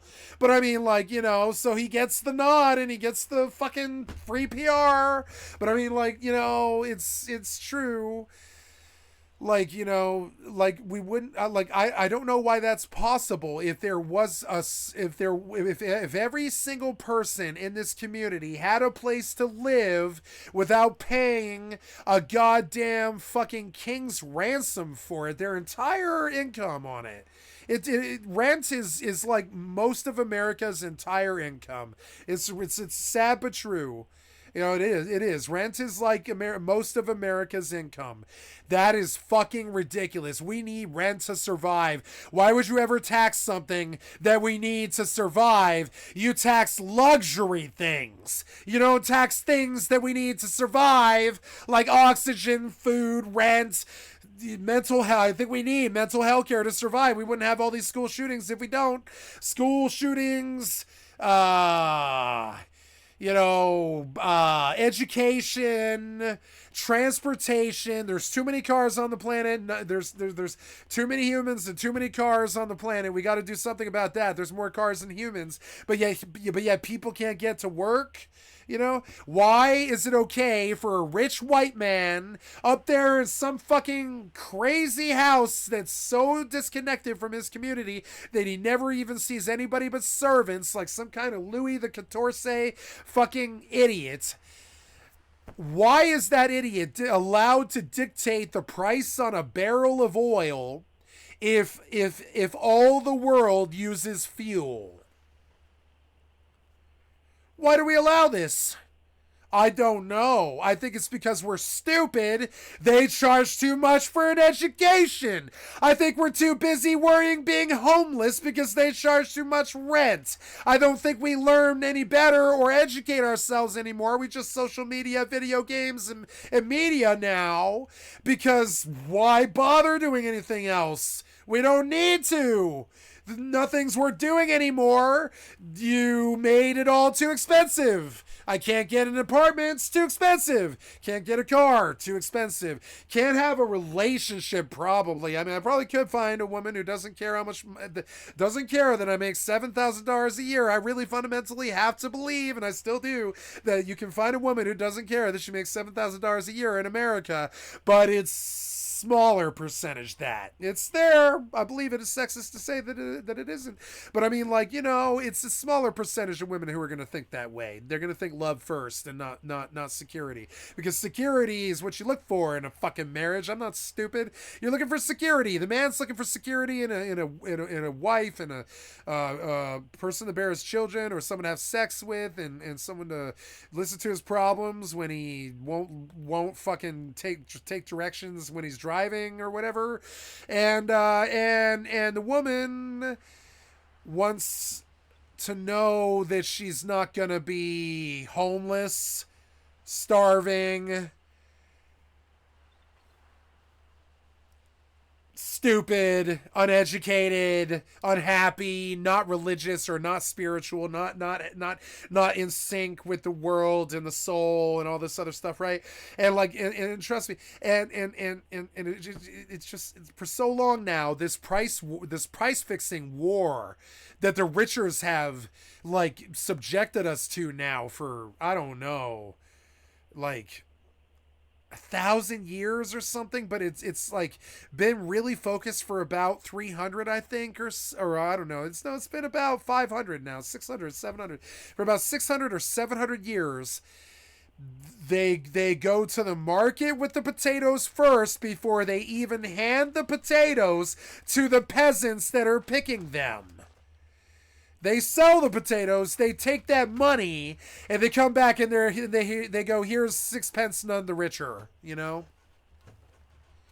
That is what the rich people have done for like 700 years, and I'm fucking sick of it. We're smart enough to know now. We're 1 foot in the cave, and yes, 1/5 of us are illiterates, but we're also smart enough to know that these people have to be, like, they have to be curbed. They don't need to be imprisoned or harmed or even robbed, or renegotiated or any of this stuff that I think they think we want. I think they need to acknowledge that we're on Team America. You know, we're on Team America here. It's not I'm rich, you're not. It's Team America. As long as there's a starving person left in this country, as long as there's a poor person on drugs, as long as there's a barrio or a ghetto, we cannot rest as a fucking people. You know what I'm saying? Cannot rest. You know, cannot rest. Cannot rest on our laurels, but we will. We're going to sit there on our social media, our video games, and our media for another 100 years or something until we figure out that it's better to actually grow potatoes in the real world than it is to alleviate your gladiator era boredom